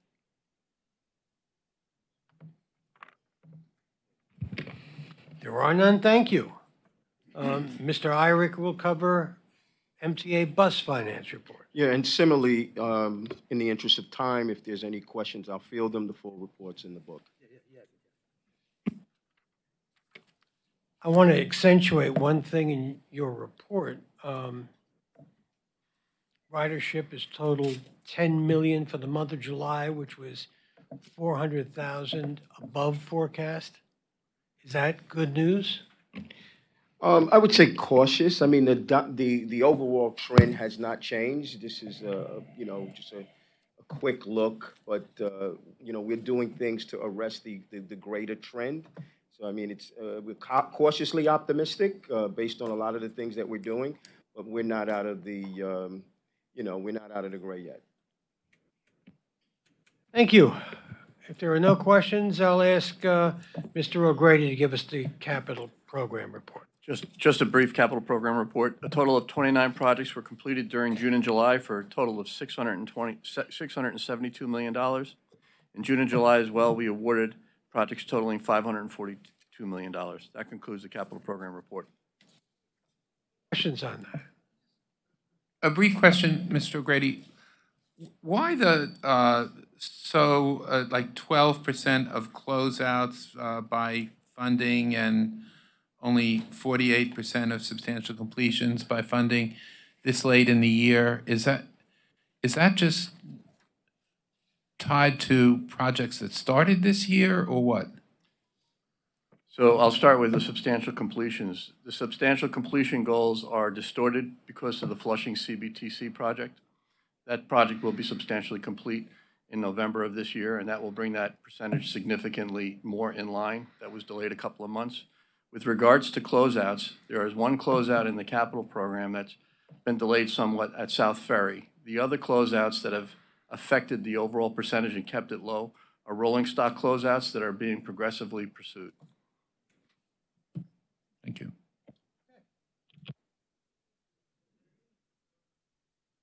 At the risk of having seen half of his report and his thunder being stolen in the public comment period, Mr. Lieber will talk to us about Cortlandt and 7 Line.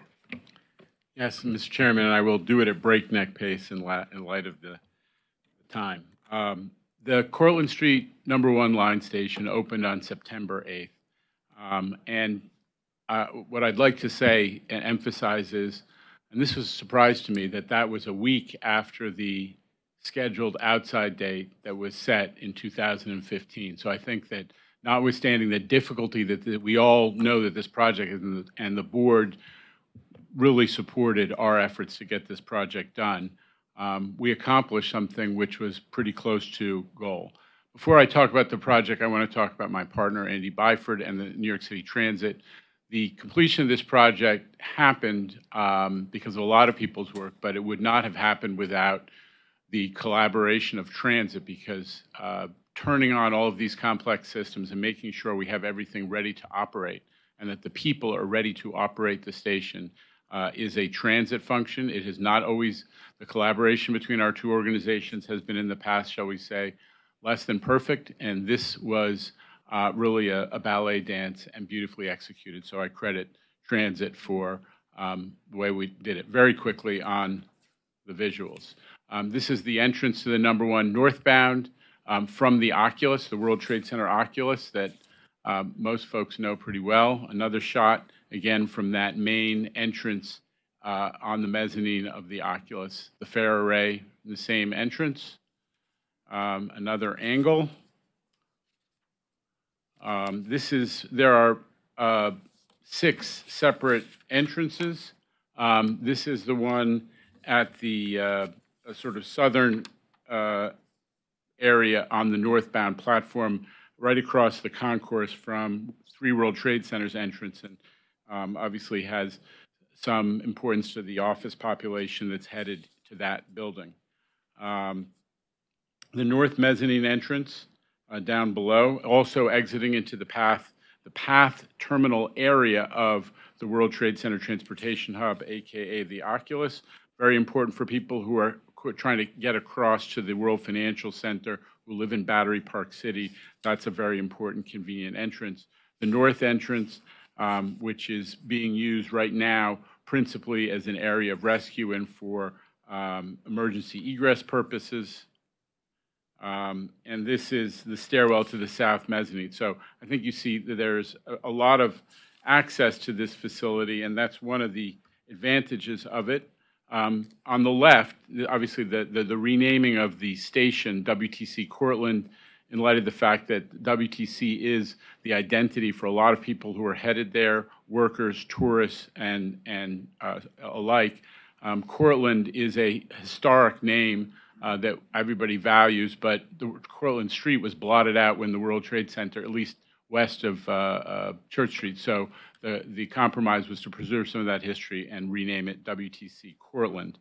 On the left is the art wall. I won't get into all the details, but it's an extraordinary art piece that kind of combines in a very elegant way the Declaration of Independence and the 1948 UN Universal Declaration of Human Rights, in a very subtle way sort of speaks to the values of our greater civic community at the World Trade Center site. One more entrance to at the southern end of the southbound platform, which emerges right into the heart of the World Trade Center Memorial, facing Greenwich Street, and it's an important, I think, place. And we had a ribbon cutting, and we just put the station into service. On the left of that picture, looking like he's not sure we know how to operate the scissors, is Dan Creighton, who oversaw this, and I just want to give a shout out to Dan, who's here, for really husbanding everybody's resources to get this done. Thank you. Also, quickly, I'm switching to the #7 line. Folks, do you have that? Da-da-da. Nope. Okay. Okay. #7, everybody knows the main station entrance at Hudson Yards opened in September of 2015, but we have been working on this secondary northern entrance for quite some time, and getting it done because it's an important part of the future of this amazing development area. So-called Site P entrance was completed and put into service on the 1st of September. I'm going to go quickly. Entrance, art piece, amazing art, mirroring the art in the southern entrance. Mosaic art that really has gotten so much beautiful attention. It's as you're going down the escalators into that area, as seen from the inside the fare zone. Another shot from the same general area. I'd like to emphasize that was just after the floor was washed, so we don't have any leaks that anyone should be concerned about. The high-rise escalators, you can see this is a deep station. These escalators are major undertakings. The lower mezzanine, some of which has already been in service for a while, more of it now in service. as this whole station opens up. The volumes over here are extraordinary. They're growing, and we haven't even seen, I mean, there are really only a couple buildings that have come online. So this is a station that is transformational. There's 60 million square feet of development happening over there, in large part because of this investment by this institution. So let's, always, we're trying to get better, but not undersell what we've accomplished. One thing I don't want to undersell is the fact that this project ended up on budget.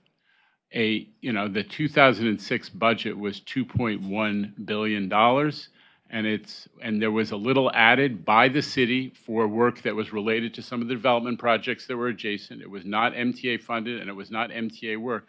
But at the end of the day, we're finishing this project on budget. And for all of us who are deeply concerned about the importance of investing the public's money well and fixing as much infrastructure as we can, that is a heartening piece of news. I want to also end by thanking Mark Schiffman, who took over this project not too long ago and husbanded the completion of this particular entrance really on schedule. And Mark is retiring, so this is a special swan song. Thank you, Mark.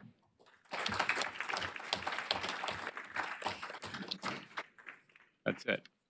Well done. Thank you, Mr. Lieber. Are there any questions? Just congratulations on both of these. Really good. The WTC Cortland is really a magnificent statement. It's a wonderful station. I don't know if anyone, I know Mr. Glucksman was there for the opening, but for those of you who haven't seen it yet, it really is something. If there's nothing else, I'll ask. I was just going to add that it was just amazing to come out that south entrance, and you're right next to the reflecting pool. It was just amazing to do that. Procurements, Mr. Plachaki. Good afternoon. I'll move swiftly. The procurement package representing New York City Transit MTACC procurements includes 40 actions totaling an estimated $381.1 million in expenditures. Earlier, you heard Darrell talk about briefly the recommendation for the RTS CAD AVLM system for paratransit, as well as Sally touched upon some subway action plan procurements for the procurement of battery-operated railcar movers, 65 flat cars, as well as additional rail grinding services. So being conscious of time, I request your approval of all items in the agenda, and I'd be happy to answer any questions you may have.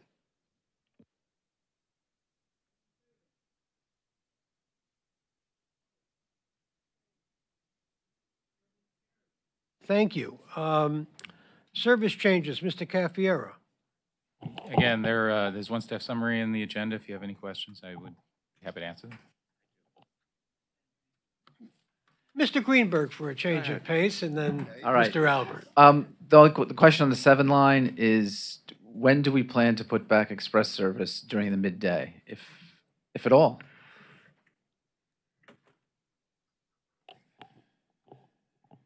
I don't know when we discontinued that. That was many years ago, and there's still a lot of capital ongoing maintenance work that needs to happen on the 7, and because it's an outdoor line, that happens during the midday often. So I don't anticipate bringing that back.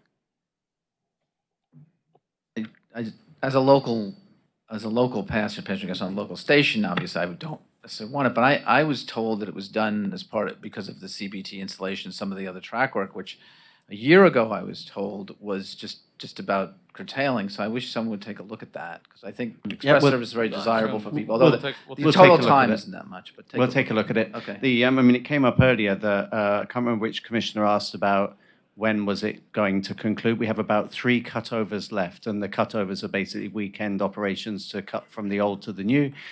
So the end is in sight, and it will be the end of this year. But let's take that on notice about the express. We'll take a look at it. Byford, do you want to continue with your follow-up reports? Sure. There are a number of. I'm sorry. Sorry.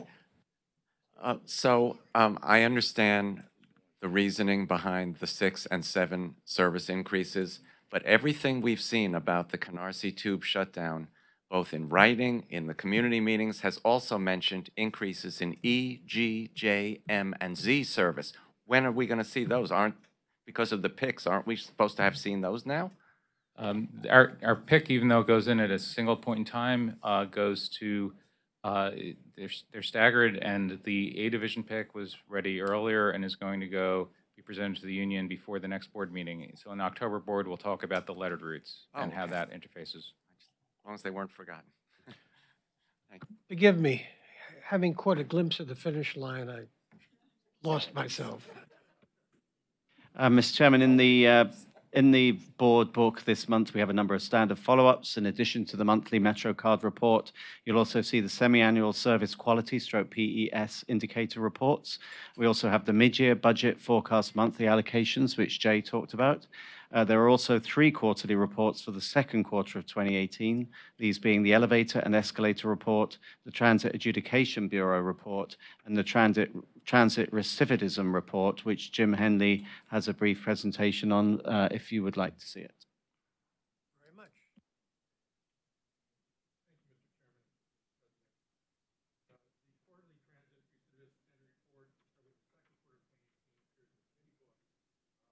In our limited time, I'd like to give the committee a quick update on prosecution outcomes in transit recidivist arrest cases that we've been tracking. Our last presentation to the committee on outcomes covered results for tracked arrests made in the August 2016 through January 2017 period. For post-January 2017 arrests, the initiative has continued to track selected recidivist cases in the transit system, and today, in the very little time remaining, I'll quickly present summary of convictions and sentences achieved for 2017 recidivist arrests tracked in Kings, Queens, and the Bronx. As you can see on this first chart, it summarizes dispositions achieved for Kings County prosecutions for the tracked cases made between February 2017 and August 2017. During this arrest period, 14 transit recidivist cases in Kings were tracked by the initiative. Half of these were for sex offense recidivist arrests, half were for index felony recidivist arrests. Summarizing quickly, all but one of the prosecutions has reached a disposition as to guilt. In 11 of these 13 prosecutions that reached disposition, convictions were obtained in 85% of the matters, in 11 out of 13. In all 11 of these cases that resulted in guilty pleas, the defendants have now been sentenced. Next slide shows the outcomes in those cases. Given our time, I will not go through these in any detail, just note at the top, you can see the sentence imposed for the most serious crime to which a recidivist defendant pleaded, which was robbery second, a level C felony, resulted in a lengthy sentence of 8 years with an additional 5 years post-release supervision. The chart goes over other sentences that were given. As you can see, the majority of the cases resulted in pleas at the misdemeanor level with corresponding lower sentences, but I'd just like to call attention to the 5 public lewdness convictions there and appreciate the efforts of the King's DA's office in those efforts to get higher sentences in these cases by charging at the A misdemeanor level in all 5 of these prosecutions. Ordinarily, a single act of public lewdness is a Class B misdemeanor, only subject to 3 months in terms of a maximum sentence, but because these were transit recidivists who had committed multiple acts and had, in a number of cases, prior convictions or could be shown to have 2 or more incidents in a 3-year period, they were treated as A misdemeanors and received larger sentences. Turning to the next slide, it quickly summarizes Bronx and Queens tracked transit recidivist arrests from February 2017 to December 2017. During that period, of the 19 cases that were tracked, in 4 cases there have yet to be dispositions. In the remaining 15, in which there have been dispositions, you can see that in 13 of the 15 matters, the result has been a conviction in each case by guilty plea. The other 2 of the 15 prosecutions during this period were dismissed by the courts. So in 87% of these cases with dispositions, the transit recidivist arrestees were adjudicated guilty. Of the 13 cases in which defendants were convicted, 3 await sentencing. Go to the next slide, which is the final slide. It shows outcomes in those cases. In the 10 cases where sentences were posed, you can see a range of sentences. At the top of the chart, there's a B felony of robbery first degree. That was the most serious charge pleaded to among the prosecutions, but not among the most lengthy sentences imposed because the defendant was a youthful offender and was sentenced as such.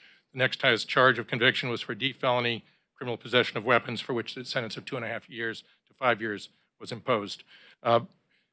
I won't go through the rest of the details. I'll note that the 6 of the sentences were on misdemeanor pleas, or in one case in a violation. Those sentences are shorter sentences given the non-felony nature of them. That's a quick summary of outcomes for the cases that we were able to track in Kings, Bronx, and Queens. With respect to Manhattan prosecutions post-January 2017, we're still gathering and charting the results. We'll plan to update the committee at our next quarterly presentation.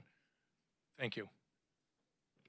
Are there any questions, Mr. Henley? Thank you very much, Jim. It's a very impressive set of results from when we first implemented this about 2 years ago now. And I want to point out, Transit did this within their own resources, so very appreciative. Anything else? If there's nothing else, may I have a motion to adjourn? Second, all in favor? We are adjourned.